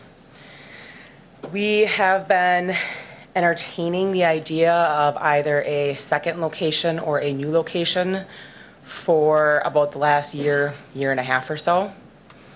We have looked at alternative locations in Wausau here, as well as some other very close neighboring communities. And we would like to move forward in investing in ownership of a property. Currently, we are renters, so we are looking to our future, the next 15, 20 years, in order to build some equity and continue to provide the service that we have done so far at our current establishment. I know you have our RFP on hand, but this is something that Lee and I have both been invested in. We have both been in the industry for a combined 30-plus years. It is something that we are passionate about, and we would like to continue to provide the community with our services for breakfast, lunch, and catering. We have kind of gone very fast and furious into this proposal, but we have also been very diligent on ensuring that our I's are dotted and our T's are crossed based on the history of this property. So we toured the property first about mid-November, and I'm not sure if you have seen the property, but it is very much a it's bricks. So as excited as we are to a larger property on the river, we are also very realistic in the investment and what it is going to take to make this an operable location. Upon our initial tour, we called Samuel's Group, and they have been fortunate to assist us in this process in terms of estimating and forecasting and creating renderings for what this location would potentially look like. As I had mentioned before, we would drive to continue to do what we currently do, and that is provide Wausau with a good, fresh, homemade breakfast and lunch. Our current operation, we struggle with space. We need a bigger kitchen, we need a bigger dining room, and this would provide us that. However, the investment that it's going to take us to get there is quite significant. The estimate that I provided you is broken down by the areas of the building. We do have a full detailed estimate from Samuel's Group if required and requested for reference. A big part of this building is that it is beautiful in the exterior. It has a beautiful brick exterior. It does provide an okay amount of parking. The renderings that we have would provide about 30 to 40 parking stalls. And then the east side of the building would overlook the WPS Dam.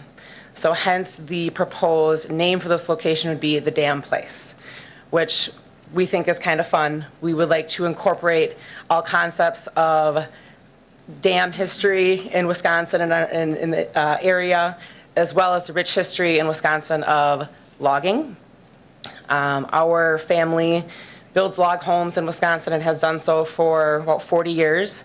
So the interior of the building would still maintain that industrial look. We would like to bring in a lot of warmth with raw logs and some beams and things like that to really incorporate the whole concept of the dam place. The entryway of the restaurant would have a vestibule and then would have an area that we would create a breakfast bar that would have a grab-and-go area. One thing we struggle with currently is getting people out fast enough with something that is good, and people aren't willing to wait for a long time for something of that nature. And that area, with Covantage and East Bay nearby, we think we'll be able to provide them with some great breakfast and lunch options that they could take from that area. Furthermore, you'd walk into the larger side of the building that would have seating for about 99 guests, which would also include a private area, which we could use for showers, private meetings, celebrations for 15 to 20 people. On the east side of the building, we would then add a small patio. With the DNR ownership and the management on the river there, we are restricted on how far out we can go, which you'll see in the renderings that we have provided to you. We can have about 20 seats out on that patio, but we think it'd be a really pretty area to watch the sunrise and provide a great breakfast overlooking downtown Wausau. On the west side, which is where the new First Ave has opened up there is a very large garage door. We would like to refurbish that and create that so there's a functioning garage door that could open up and allow, the foot traffic to peek on in and see all the hustle and bustle going on right inside the restaurant.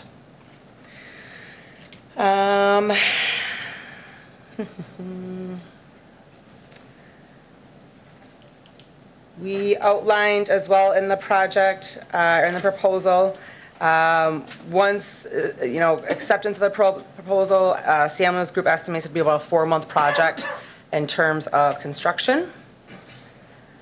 We have had a few conversations with various lenders in the area. Actually had another follow-up call today from one of them, ready to go, locked and loaded, ready for us to move forward with their support. So we would be investing near $1.5 million in the building. From brand new windows, brand new roof, HVAC, refinishing the floor. We'd maintain the flooring there, we'd be refinishing that. We'd maintain the brick on the exterior of the building, but it would need a new parking lot, of course, or a parking lot with some green space. Small loading area would be off of the parking area there.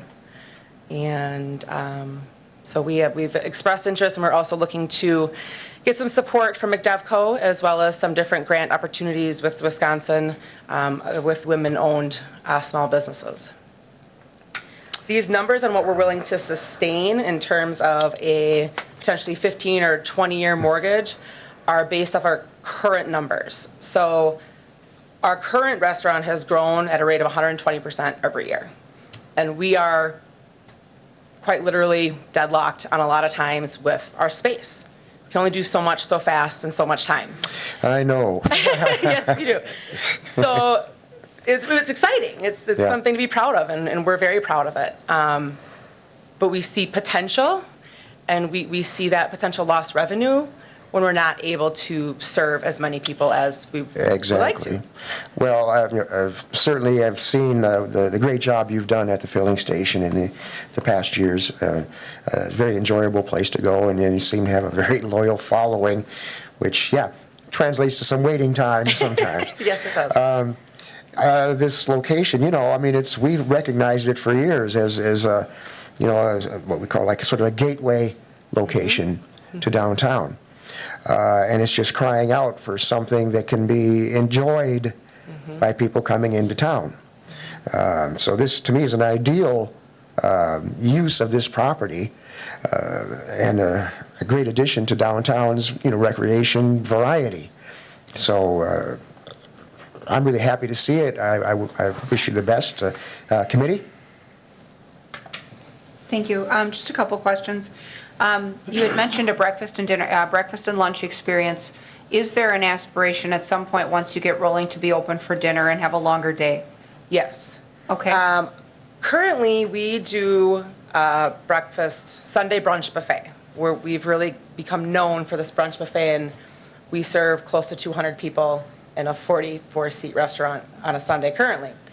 So we'd like to establish some equipment in the new building that would allow us to continue to do said buffet on Sundays, and therefore look at doing a Friday seafood buffet or a Saturday prime rib buffet. But we would want to be tasteful because we are in a residential neighborhood. We would maintain respectable hours. Sure. We wouldn't want this to be a nightclub scene or a bar scene or evening scene. What we would be looking for is perhaps the beer and wine license that would just emphasize their dining experience. But we really want to be sensitive to our neighbors. We think that's important. I'm not as concerned about that, just because of the location of the building. The nearest adjacent residential neighbors are not right on top of your location, and I think there is certainly a market for things to do after 5 p.m. in the city, and I think there's a market for, dine out in the evening. That anything that opens new here, you can expect to, wait an hour to get in because everyone wants to try it. And so my concern wasn't really for the alcohol offerings or for the noise. It was more about creating that evening vibe and, maybe extending the day so that more people during the day can experience your place. And even with that longer day, if there's room inside, given the size of the building inside, for some type of entertainment offerings, whether they're acoustic or amplified, whichever, just to, I guess, create a different feel there so that the experience that they love already at the filling station may be mimicked, but then somewhat different later. And, if that's in your plan, I don't know. Well, we want to be careful too. We want to extend ourselves to a reasonable amount and Sure. we know for a fact we can prove the numbers and prove what we've done to this point. And that's why, we are being conservative a bit because we do want to protect, we are supplying our own livelihood. And we currently have, 8 additional staff members, 6 of whom have families. And so we're being somewhat cautious as well. We don't want to extend ourselves so far. But we are definitely open to that, private events or fundraising events or, special events with fun menus that we can do in the evening hours. Absolutely. And the other follow-up question I would have is that you had indicated in your cost structure that the total project is about $1.5 million. You were interested in some type of public participation to the extent of maybe 10%, which equates to about $150,000.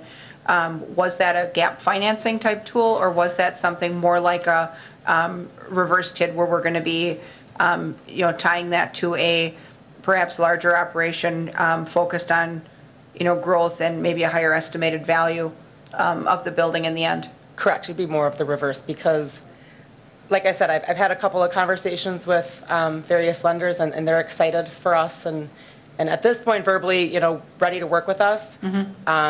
But but again, we are also being somewhat cautious Okay. to protect, you know, Sure. I mean, we can sustain, I know what we can sustain 15 and 20 years down the road.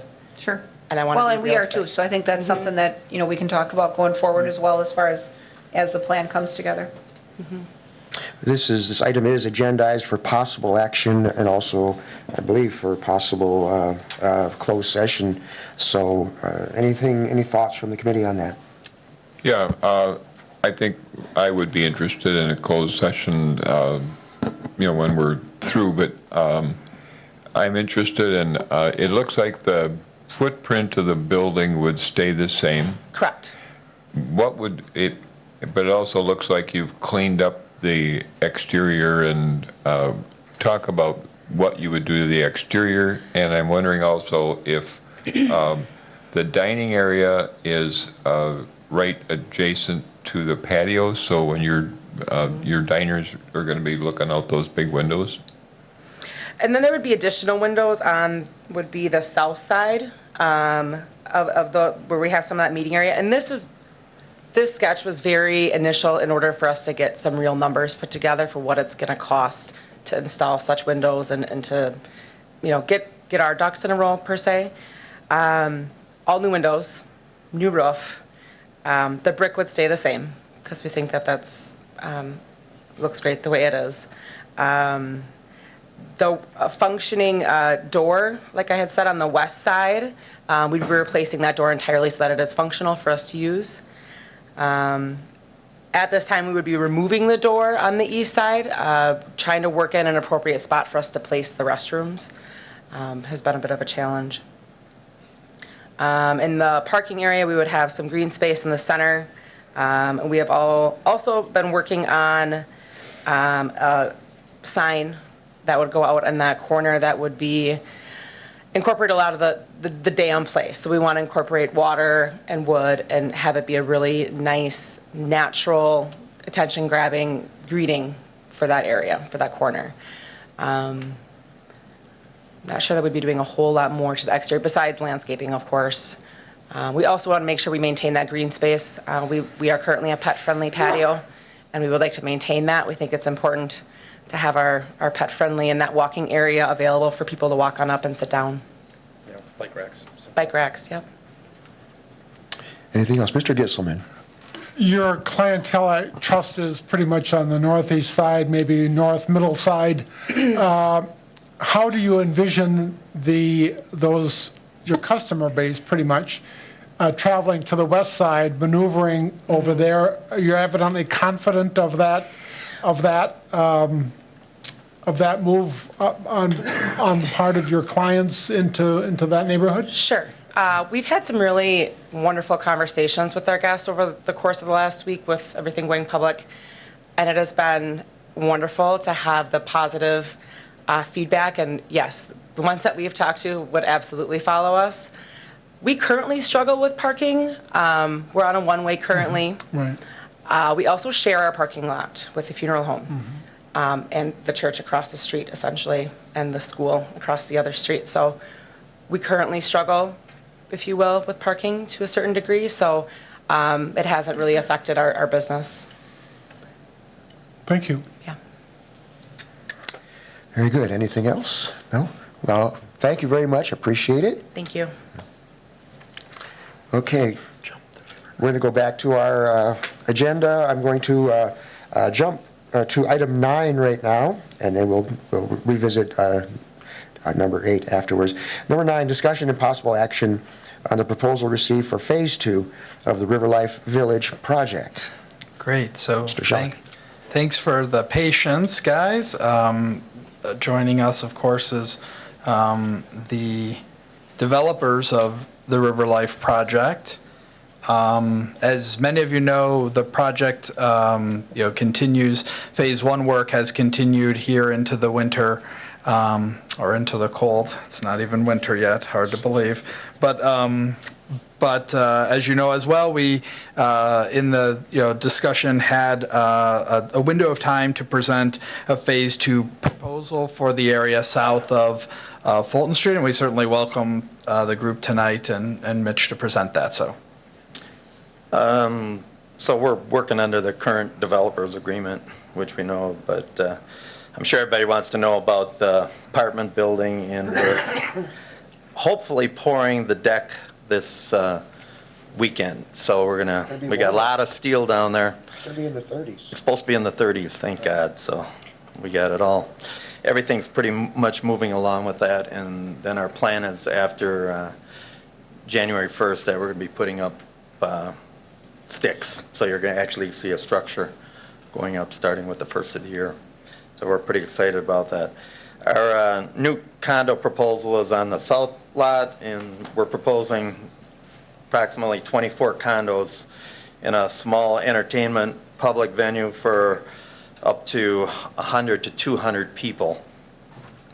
Our condos, we're looking at the affordable price range from $225,000 to $395,000, depending on the unit, and we're looking at about a $6 million investment into that property.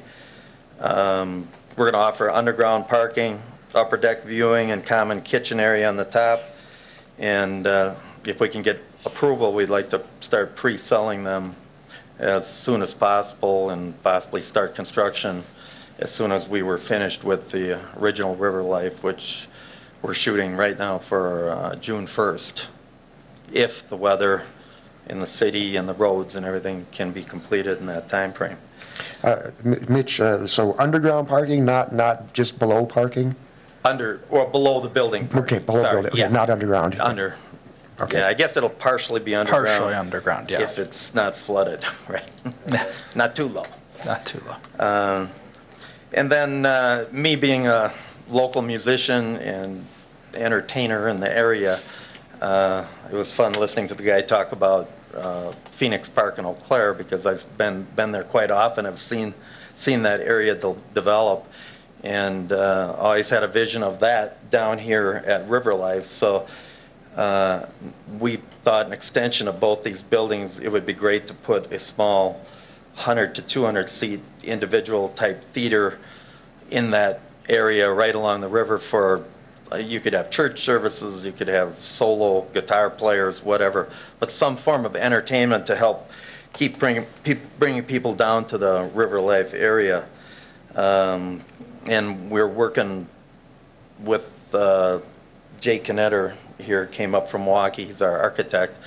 He put some great drawings together for us on that and the new condo proposal, so I kind of want to hand it off to Jay to give his presentation and something on what our vision was here. Sure.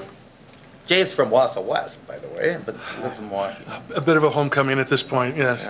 Yeah. Born and raised in Wausau. Actually was born at the old St. Mary's Hospital and grew up on the west side. Since graduating college at UWM, I've been down in the Brookfield area, but still have family here and still call Wausau my home and my roots. So honored to be here, and especially found tonight to be informative for a lot of reasons. The great things that have happened throughout the city is very evident, on my daily, or my travels back on monthly excursions with the family and stuff. But it's exciting to hear what the commission and really what the city has done and is doing, and specifically the river, as we all know. I mean, it's perhaps it's long overdue, but I do appreciate, and I think the direction that things are going is going to really provide a lot of benefits that everyone's hoping for.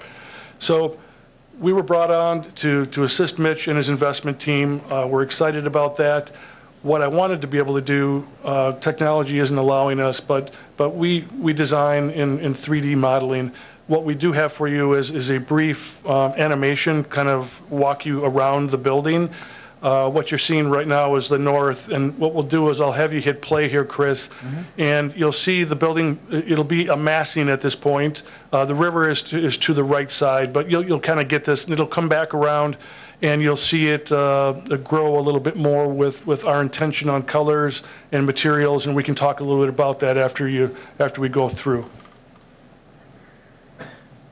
So we're heading south Again, the river would be off to the right-hand side. The main entry into the condo would be straight ahead here, and then the lower level parking, you can see the garage door that would go down. That's a stair core that's on the corner. This would be the south end with an upper roof deck that would have a community room overlooking the river. The river is in our foreground, and you're seeing the units with the balconies and tremendous views off to the west.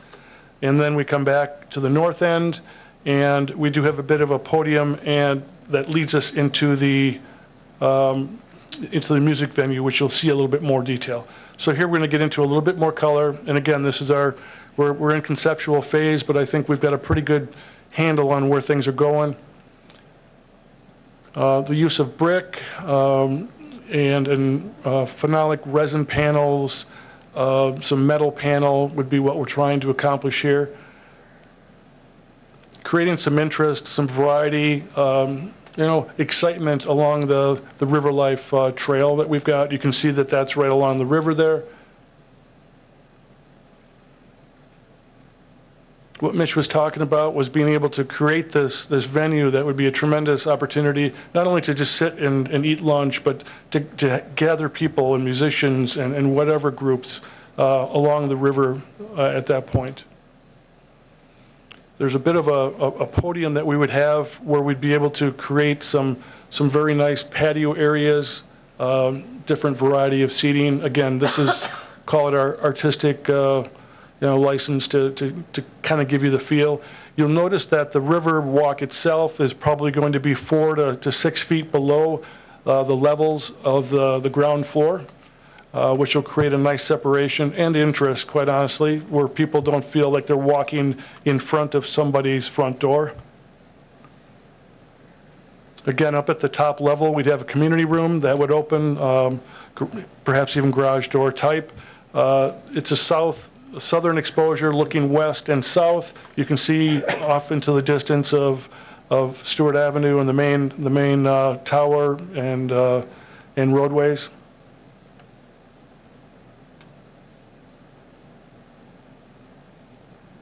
Yeah, we feel the fourth floor viewing area of the river would be a really nice amenity for a condo project in the city that have a community room that you could go up and view down the corridor. One other project Fritz and I did in Lake City, Minnesota, had the very similar rooftop viewing, and selling the condos and working with them was always one of the best amenities that people like to see.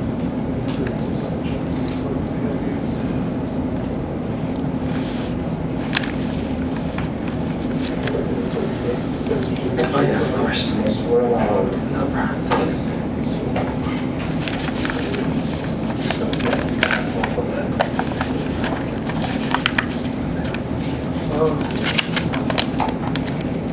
Again, from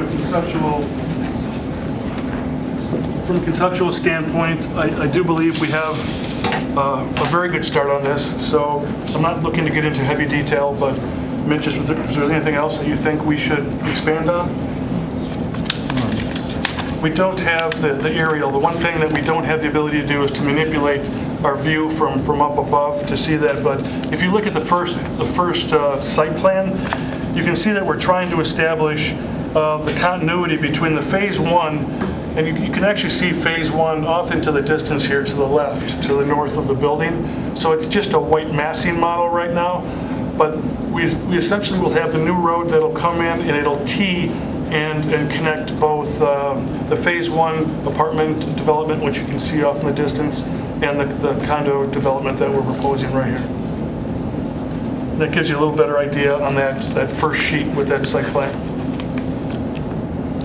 The other idea, I guess, is we do want to promote the green. We'd like this to be an activity area for residents, and also to soften perhaps that edge, connect the water with the green to the urban setting that the city has. So like behind the parking lot, I don't know if you see, we were proposing like a little playground area. And the sight lines from the little concert venue would continue right through the whole development. Now, with the little stage, we were thinking we could have church services down there on a Sunday, or a wedding, small wedding, something under 200 people right along the river. I think it would just be a fantastic asset to this area. Just a quick question as we're scanning through here. No, the amphitheater type venue, which really adds a cool vibe, is that expected to be a public amenity or a private one to the residents? Well, right now, no, that would be a public amenity, yes. As a public amenity, but managed by your group? Well, Chris and I had been talking about that, if we'd have to do some kind of partnership with the Parks Department or with the city somehow. We were looking at being investors in that property and building it at our cost and sticking some of our own dollars into it.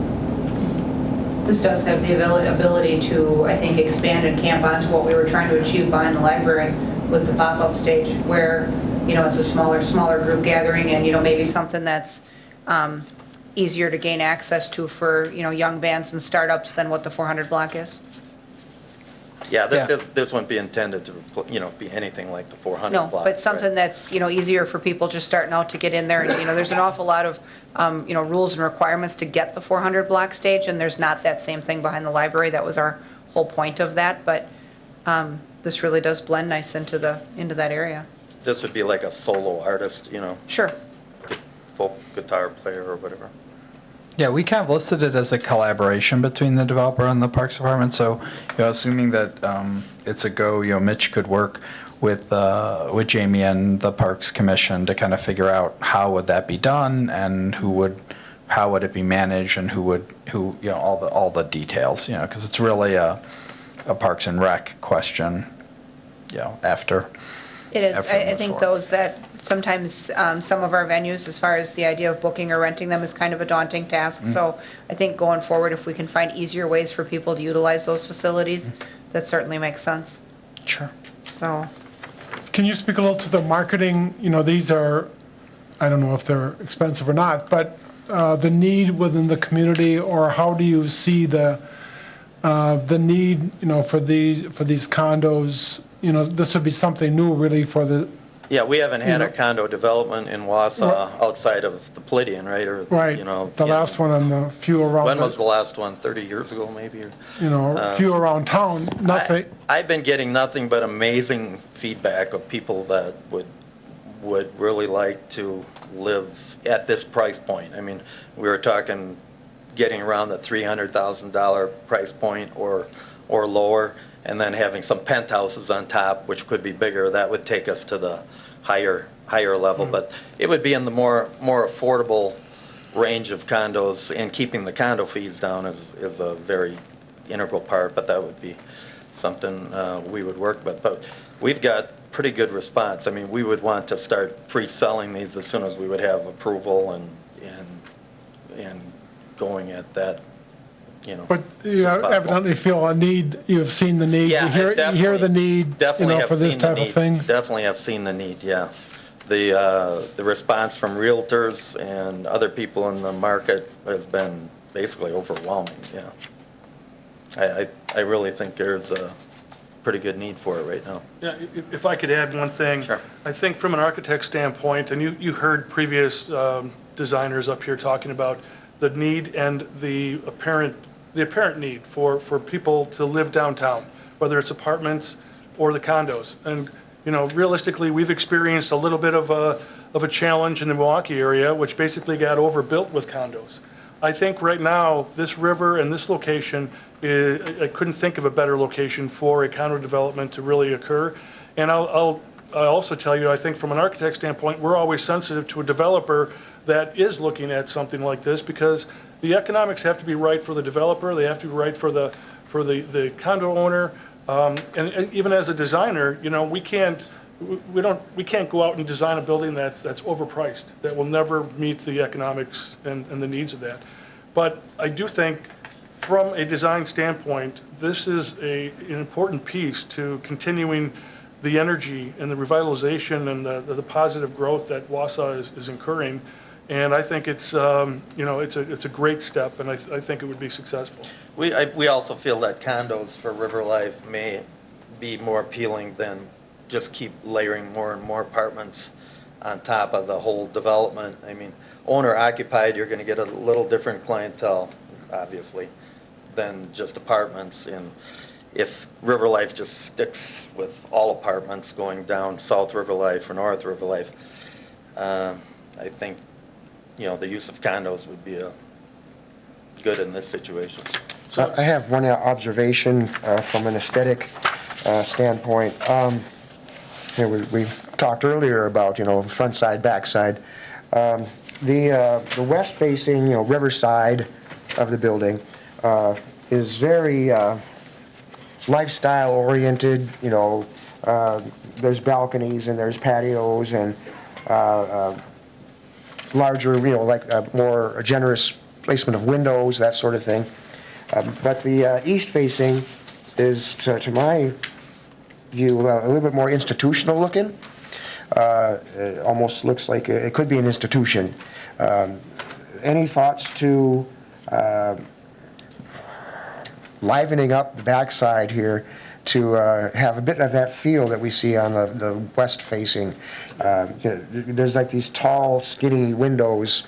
Might that be addressed with wider windows or that sort of thing? Let me address that, because that was the second thing I was going to mention. So from a design standpoint, it's important for us to look at this and make sure that it has a marketability for the right user. We looked at this very closely, thinking your typical apartment building has a center corridor, and you split to both sides. If you did it this way, you'd go east and west, and you'd have half of your condo users with a river view and the other half looking downtown. So we have taken a fairly bold step, and we'd like to make sure everyone that would acquire a condominium here would have a river view. So our corridor has been brought to the east wall, okay? So as much as, form follows function would be a buzzword in our world, but we didn't see it really fitting to just pop some balconies and try to fake that, if you will. So you are getting a little bit more of an honest look of a corridor setting. There's different ways we can address that, but I think we have tried our best to show that is not just a corridor. And Tom, that was one of the questions that we, as the developers, were looking at too. Do we put condos facing the eye clinic, and are they going to be less marketable going to the inside versus the river? And we kind of made a decision that I think everybody with a river view would be a more marketable piece, which kind of answers your question a little bit. Yeah. Okay, thank you. Committee? I got one.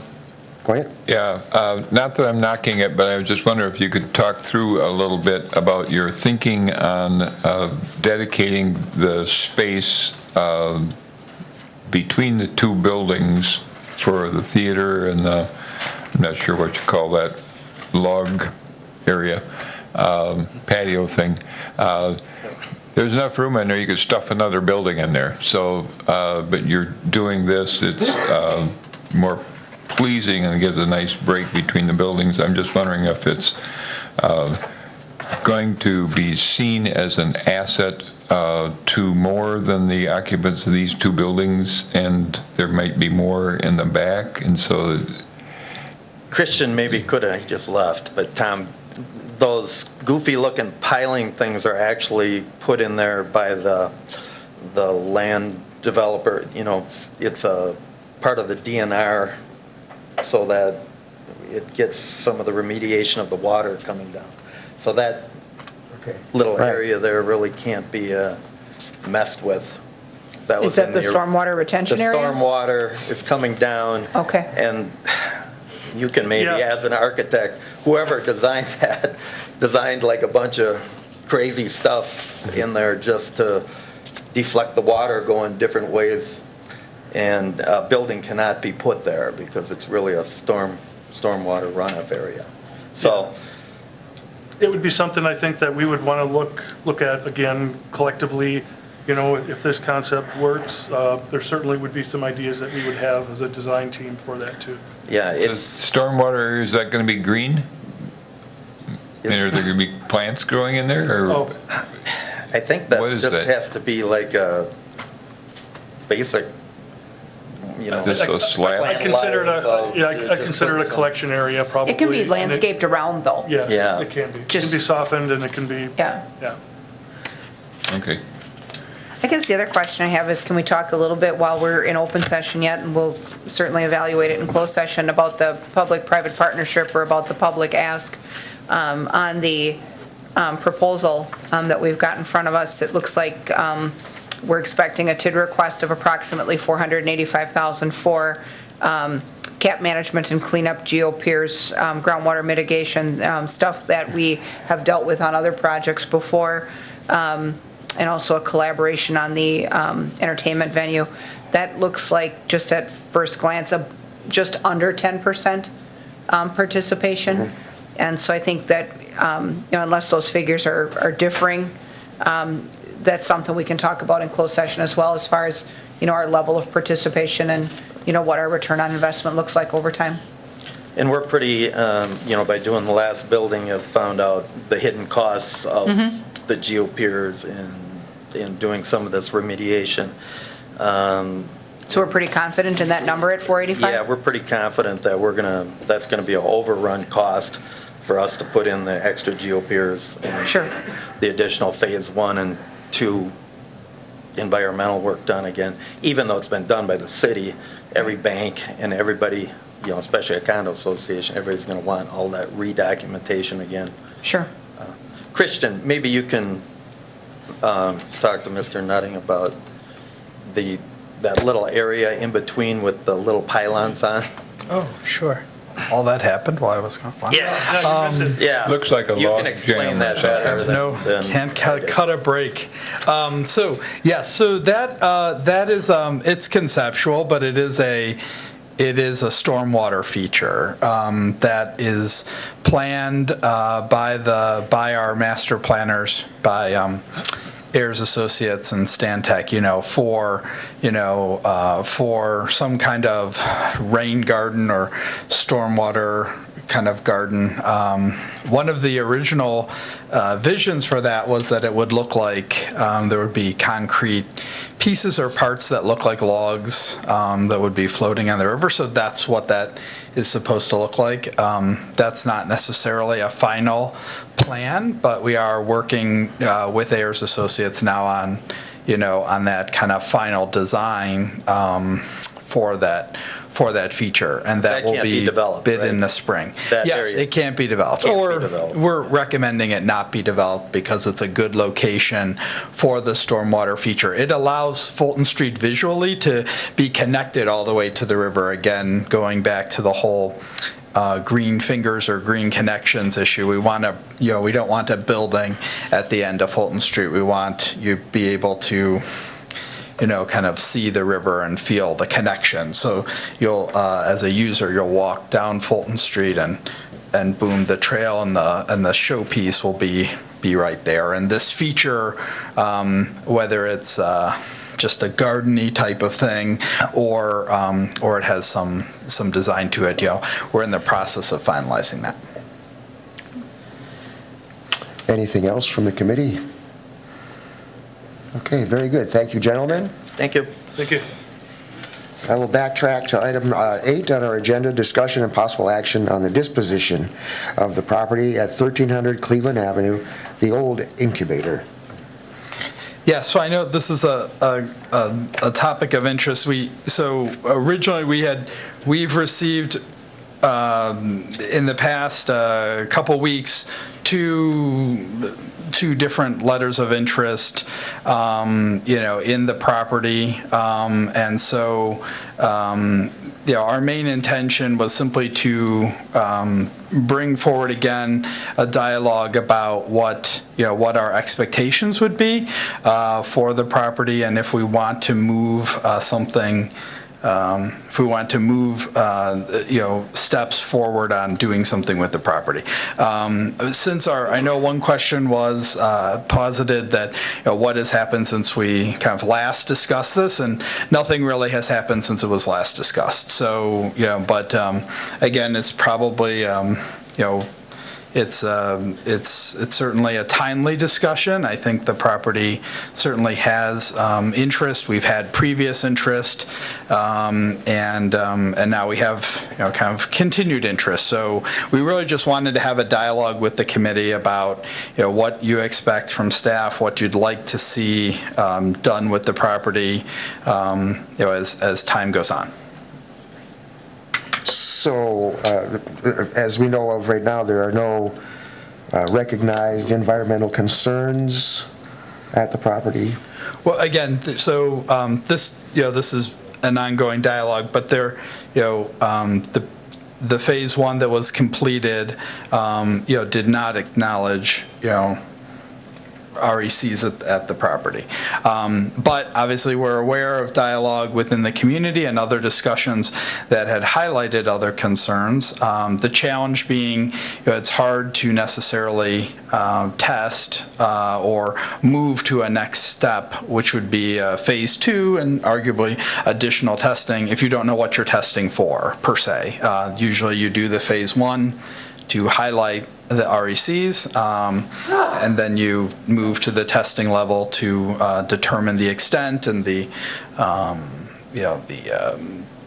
profile of those environmental issues. If you don't know what the environmental issues are, or we don't have a documented set of environmental issues, it's more challenging because some of that information is, it's anecdotal information or it's opinions, but it's not necessarily a documented REC. And, any further phase two, if you will, could be affected by the nature of a proposal for the property anyways. Yes, I think, one dialogue that we had was, previously we kind of talked a lot about as we move through the process, what would be the first step, or what's the second step, and things like that. Obviously, there's a lot of ways to do this, and I think we all want to see that it's done correctly. But we go back to that point: is what is the first step in the process if we want to dispose of the property? It remains to be seen what that is. From a staff perspective, one step could be doing an RFP and determining where potential uses would be, what types of uses they are, and then how big their footprint would be in different locations, and then doing testing at those locations to determine. It's a more limited test. It's a nearly 7-acre site. It's challenging to test across the site. Kevin has commented previously that, he doesn't advise or understand how, we would just do mass testing across a vast site without an identified, REC profile to work off of. But if we had more limited understanding of where something would be placed or how it would be oriented or what the type of use would be at the site, then, perhaps that would lead to a dialogue. I think from our perspective, from the development department's perspective, we're confident that the site has marketability, and we'd like to see something happen with it, because I think there's opportunities there. And so that's why we're, I guess, dipping or recommending to dip back into discussions on it. Okay, thank you. Committee? Sure. Thank you. Are either of the two letters of interest that you received residential in nature?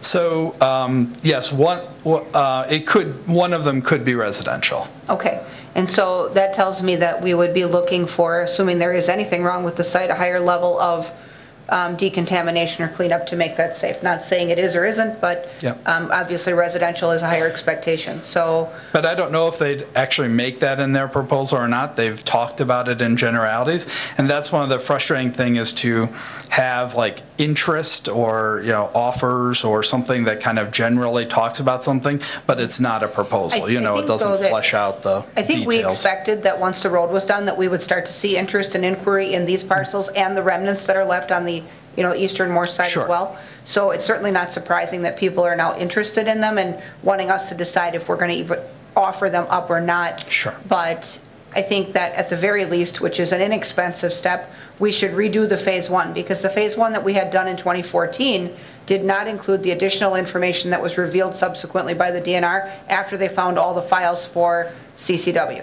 So it doesn't cost us much of anything to redo a Phase 1. At least then we know what the history of the property is more accurately than we knew in 2014. If there was information back then that was missed, we should know that. But I think if we're going to allow for an RFP, not to say that we're going to commit to a proposal or accept any of them, I think that that new Phase 1 should be happening in parallel with the window where people would submit proposals. But I also think then the RFP language that goes out should be clear with any proposer that this area, other than the initial Phase 1, is untested, and that, more, I guess, history of the property needs to be known, just so we manage people's expectations so that they know that, we're trying to make sure that this site is, safe for whatever their end use is. Do I see a consensus on the committee for that? Mr. Peckham? Yeah, I have another, just so we're not talking a different language up here, REC is recognized environmental concern? Mm-hmm. Okay. just so- Condition concern, yep. Very good. So everybody in the room knows that. And I would just add that, we need to, if we're going to entertain offers or anything like that, we need to know what that property is suitable for. And so I think we should move in that direction. Okay. The consensus is to, To revamp the Phase 1. well, to do, it would be more than revamp. We would Well, I have think, to why don't we, I'll just move that we redo it. direct. I'll To move redo that it. we redo direct- it, right. Yep, I'll move that we direct staff to redo the Phase 1 on the property using present-day information, and that we then also, in parallel with that, ask staff to create the framework of an RFP and bring us the language back to our next meeting so that we can verify that it's clear with people, what the challenges of the site may actually be. I think we'll want to see the RFP before it gets released, and Great. they could be working on that framework while this is happening. Okay, I'm seeing nods around the table. Very good. Do you want to agree by consensus, or do we want to vote? You make a motion? That was one, if somebody Okay. would second it. Second. Okay, we have a second. Further discussion? Seeing none, all in favor, please say aye. Aye. Aye. Opposed? All right, thank you. All right, we've got, 2 items then on closed session. I would entertain a motion. Maybe, if you don't mind, let's do, Elizabeth's here to give a quick update. We can do that before the closed session, do you mind? That's fine. Okay. Ms. Knight, hi. Hiding in the back. Rather than make you wait for us to go away and come back, maybe you come on up and give us your update. Awesome, thank you. I'll try to make this quick. You guys have had a full night. Yeah, this is number 14 under updates, the Wausau marketing. So Liz is just going to do a quick update on that. Yeah, I just thought I'd give you a rundown of how things went this year, obviously with year-end basically here. Just to kind of refresh, everyone here is pretty familiar with it, but our whole goal this year was to position the city as an ideal place to live, work, raise a family, start a business, or retire. Our main tactics that we used this year were a little bit different than last year. We did the Submit the Story campaign. So people were invited to submit their own Wausau story this year, as opposed to last year we went out and kind of hunted for them. We leveraged social media quite a bit and also produced 6 professional videos.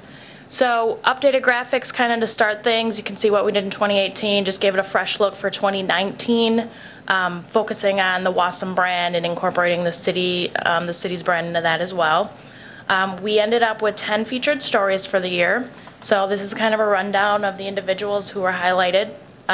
We had a really good mix of, young professionals, millennials, people in the middle, 30s and 40s, business owners, family people, and then retirees. When we actually just had a story posted today, Steve and Mary Ann's story, which is really a great one. I would encourage you to read it. If you ever are thinking, maybe we're not doing everything as great as we could be doing in Wausau, read their story, and it kind of gives you, a really warm feeling. They cannot say enough good about this city, and they could have went anywhere in the country, and they chose to retire to Wausau, and they get into the details of why they made that decision. So it's a really great story to end the year on. In terms of just, some of the analytics, as of the 13th, we had just over 3,000 followers on the Wausau Facebook page. And one thing that I'm really proud of is, you might find pages that have 8, 9, 10,000 followers, but if they're not engaging with your content, it doesn't do you a lot of good to have them as fans on your page. The followers that we have on Facebook are very engaged with the content we're putting out there. So if you look at any of the posts or the videos that we're producing, majority of the time they're getting really good engagement, which speaks to the audience. In terms of post reach, again, it's going really well. That top number, I know these are kind of hard to see, is 8,000. The bottom line is 2,000. So the majority of the posts are just under 2,000 people. That's great. If you think about it, every single time we're putting out a post, getting that type of reach, that's awesome. Video performance, we produced, and you've all seen those 6 professionally produced Wausau videos that really just highlighted some of the great stuff that's going on in our community, using those as a marketing tool now, and you can use those for, the next couple of years. Video performance went over very well on Facebook. In terms of social media, it's just a sample post that we put out. This was in October. This was one of the stories. You can see over 5,000 people were reached, good engagement on it. It's just, those stories are going over really well. People are interacting and reading them. The video series, we're not going to show it. We've all seen them, but those 6 produced videos, like I said before, I would encourage you to continue to leverage these in your work in the coming months and even the year. We were careful not to have anything that's going to seem dated within the next near future. So you can use those for the foreseeable future. Those are both posted to Facebook as well as the Wausau playlist on the city's YouTube channel. And just to give you a little bit of perspective, Tyler and Kristen's story, that video on Facebook alone reached just over 20,000 people and had just under 4,000 engagements on Facebook. So these are getting watched, mission accomplished. We continued the high school collaboration this year with Wausau West marketing class. These go over really, really well too. On the next slide, you'll see this wasn't boosted, but one of the students' story reached just over 9,000 people on Facebook, which again, that's not a boosted post, so that's spectacular. Some of the, you can go to the next one. I'm going fast because you guys have had a lot. The Wausau.com page views, this is the top 12 pages, and I took it since March. I didn't do the whole year. I could have done the whole year. It would have looked better, but that's really when we started working on the project again. So to be fully transparent, this is just from March 15th to December 15th. Obviously, the Wausau.com landing page has the most, but then Lotta's story, followed by Kevin Porter's story, Lorene and Ron's story, the owners of Vino Latte. You can see where they kind of ranked. But altogether, it was just over 8,600 page views in that time frame. That's driving traffic to the city's website and interacting with those stories. The next page, if, as you recall, certainly we wanted to be marketing these concepts in this campaign locally, but we also had those targeted regions that we were after, and you can see if we take our top 11 page locations for this time frame, Chicago, Madison, Milwaukee, and Minneapolis are right in there. So again, that mission accomplished with getting that message out into those markets. The last slide, it just kind of talks about future opportunities. The library of stories is now built. I would encourage you to continue to promote them, continue to use them and leverage them in your work. The Submit Your Wausau Story campaign, I feel like, is continuing to kind of build up. I think you could continue that if you wanted to well into next year. There's people interested in sharing their story.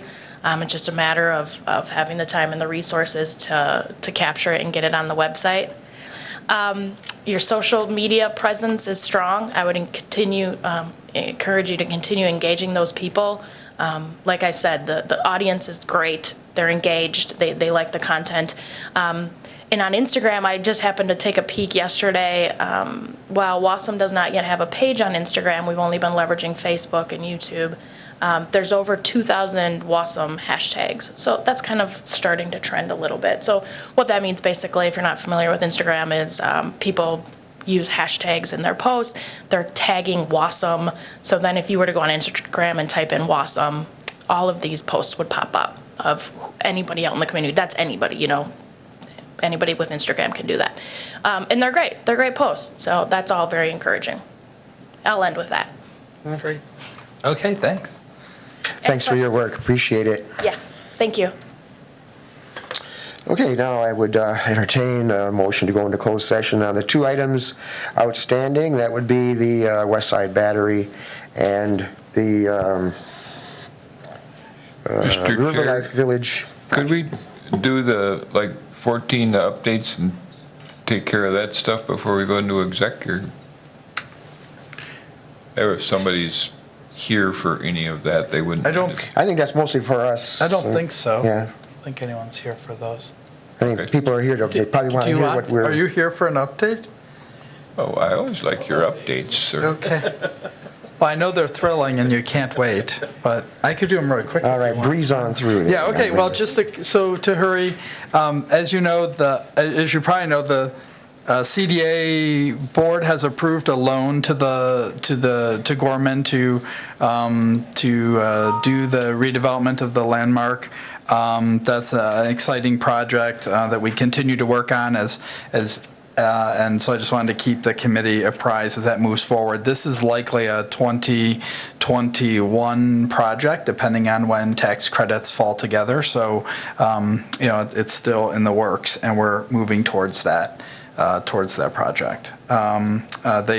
They do intend to develop a mixed income property, which obviously we encourage, with some market rate units and some subsidized units, and they will be working extensively to retain many of the current renter base. This is a market rate building at the moment. It's not a subsidized building, but the rents are somewhat more affordable than some units in the community. So they're going to, the new rent structure will be more affordable. There will be units that are more affordable than the current rents and just a few that are higher than the current rents. So I think it fires on those continued goals. The CDA board today approved the issuance of a RFP for the Ponderosa Hotel or motel. So we've upgraded it to hotel evidently. But yeah, so it will be, that RFP will be due February 14th, and will be hitting the street likely tomorrow. So we'll see where that goes. There has been interest from a variety of different parties to make a proposal. So the CDA board will entertain those proposals and see where that could lead. Wausau Center, we're aware of continued ongoing. We're still in the due diligence period with that group. The WAS group has continued to work with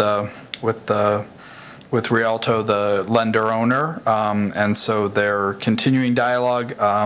We don't have a set closing date as of yet, but we expect that will continue to firm up in the coming weeks.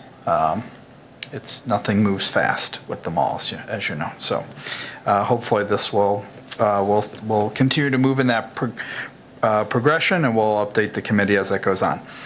20, Liz presented on the existing Wausau marketing. We don't really have a set 2020 marketing plan. We can discuss that at a future meeting in early next year. We are really excited to see the chamber and the Wausau Prosperity Partnership take on, marketing and storytelling, and they're doing that with the new greaterwausau.org site.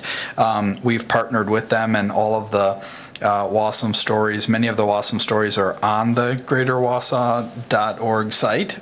So it kind of reinforces or partners, our brand with the broader Greater Wausau brand, which is wonderful, and we're glad to see the chamber and the Prosperity Partnership, kind of engage in that. It's something that we've really wanted to see happen for many years, and the city was essentially the only entity doing storytelling, in a cohesive way from a development perspective. So now we're glad that they're also doing it and implementing that. So we can repivot our marketing resources for 2020 and do something different, because we don't necessarily need to do storytelling as much since it's kind of being done, which is great news.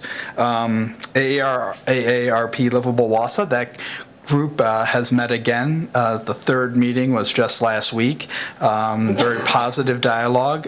The end of January, we're looking to host representatives from what's called the Orton Family Foundation, which is an organization that does community visioning, and AARP Wisconsin is looking to partner with that organization to focus on community listening and community visioning for our Livable Wausau program. They've selected Wausau and La Crosse as potential locations for that early stage project. So we'll keep you informed as that continues, as the dialogue continues, and what the program looks like. 120 Scott, obviously we're still in the planning option period with merge development. It was mentioned tonight during the presentation. I know they're working on their proposal. We haven't received anything from them formally, but I know that they're working on it, and they've met with stakeholders, they've met with contractors. They're refining their information, and we do expect to receive a proposal from them, which we'll agendize in the new year. It may be in January, it may be in February. It just comes down to their work schedule. So looking forward to that. And Thomas Street Phase 2, tonight we're talking a little bit, we have an item to talk about some of the old remnants, and we plan to perhaps have an RFP for the Thomas Street Phase 2, the eastern section of Thomas Street remnants, maybe in January, if the committee would signal to that. There obviously will be interest in redeveloping those remnant parcels. And so I think if we released it in the new year, we could get some proposals that would start construction next year.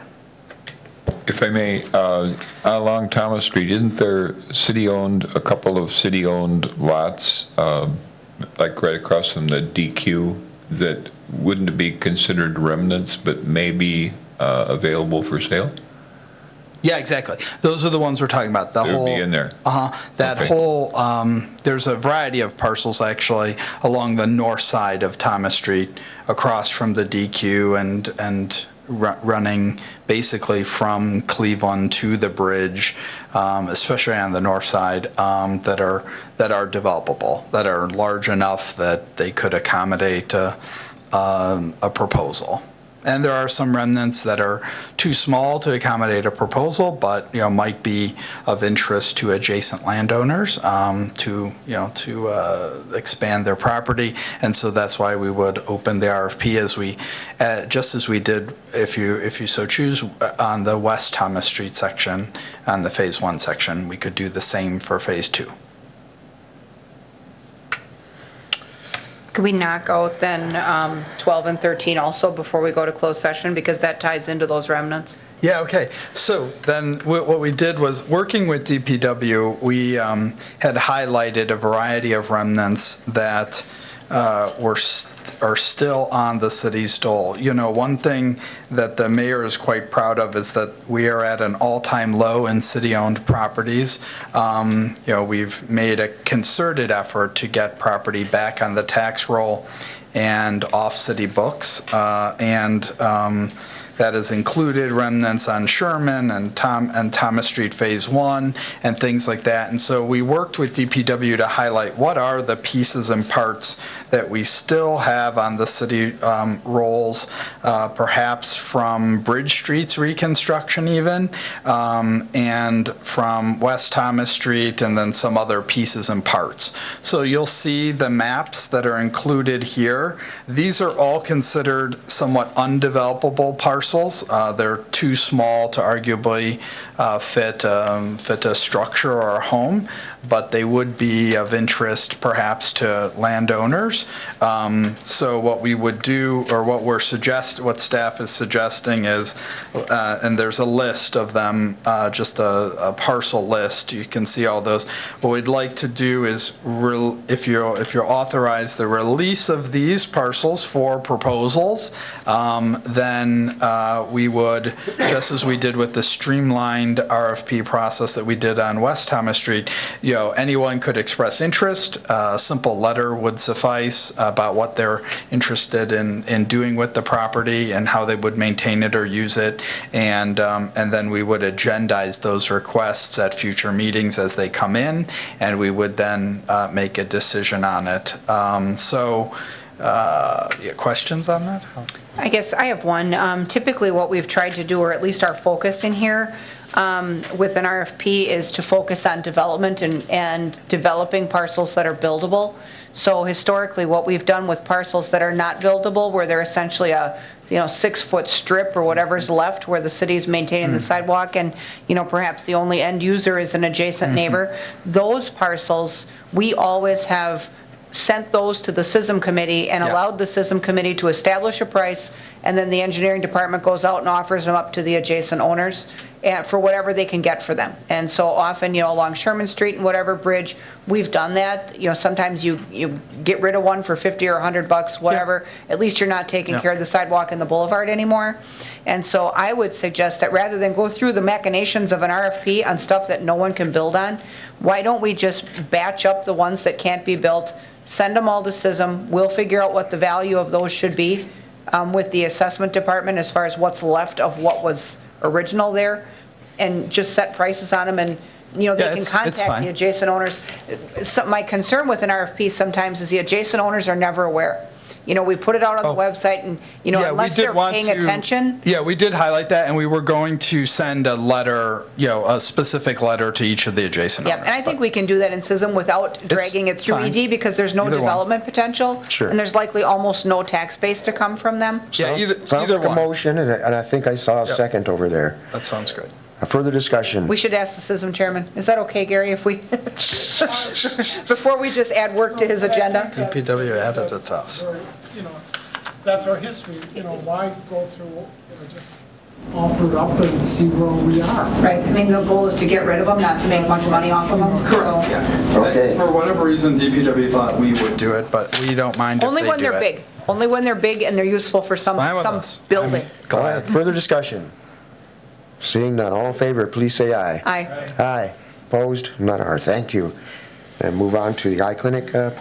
Yeah, so I don't know if you know, but we've been working with the eye clinic about the future of kind of that area there. We've made a concerted effort to engage the railroad over the past many moons to try to get clarity on slivers of parcel there, and this area has been affectionately referred to as the Bermuda Triangle, as it's been quite difficult to determine ownership and and future processes.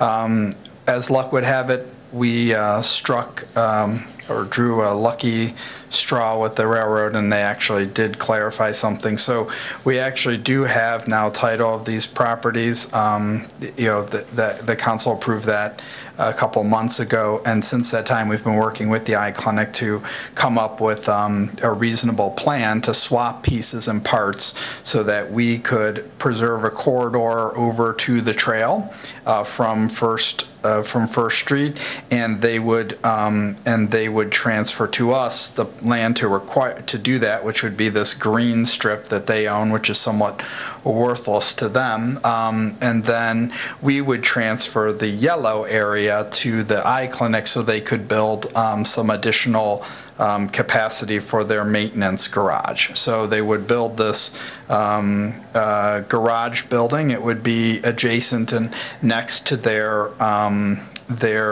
existing trash bay there. They had noted that they would buffer it the same that they've done on the trash bay. So, the eye clinic, I think, has been a good example of buffering. They've put in quite extensive landscaping. So, it seems very appropriate. It would allow us then to basically run a trail. If you could picture, this would be one of those green fingers from the end of McIndoe there, kind of along the north edge of this property. We own this property that says new property line, that block there, and run it back and then connect to the rail bed and then over to the bridge and the plaza. So that seems like that allows us to do that. The limbo on the railroad ownership had prevented us from doing that for many years, but now we have clarity to do that.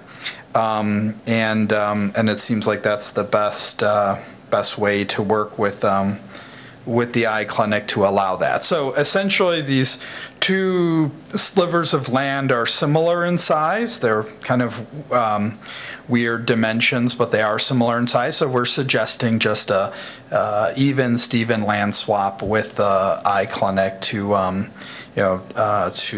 transfer these pieces. Looks to be mutually beneficial, and I move that we go forward. Thank you. Do I have a second? I have a second from Mr. Martins. Mr. Gisselman? So then we are in the process then of developing this line, this sliver of trail between First Street and the trail then? I guess you could say. I don't know. We haven't designed it yet, but would make it possible. Once we own the land, then we can. It would be possible even without the lands. It's not possible without the land because they own the green corridor which blocks the connection unless we do this swap. So we need to swap so that we own, Okay. Great. Thank you. Further? Seeing none, all in favor, please say aye. Aye. Aye. Opposed? Thank you. Now, could I have a volunteer to read the two closed items?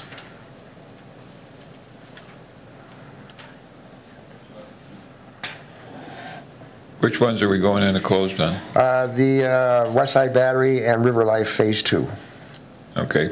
I move we go into closed session pursuant to 19.851E of Wisconsin statutes for deliberating or negotiating the purchase of public properties, the investing of public funds, or conducting other specified public business whenever competitive bargaining reasons require a closed session. And that would be the West Side Battery and what was the other one? River Life Phase 2. River Life. The last bullet item. Right. Okay. Very good. Roll call. Rasmussen? Gisselman? Martins? Peckham? And I vote aye. Thank you. We're going to go to closed.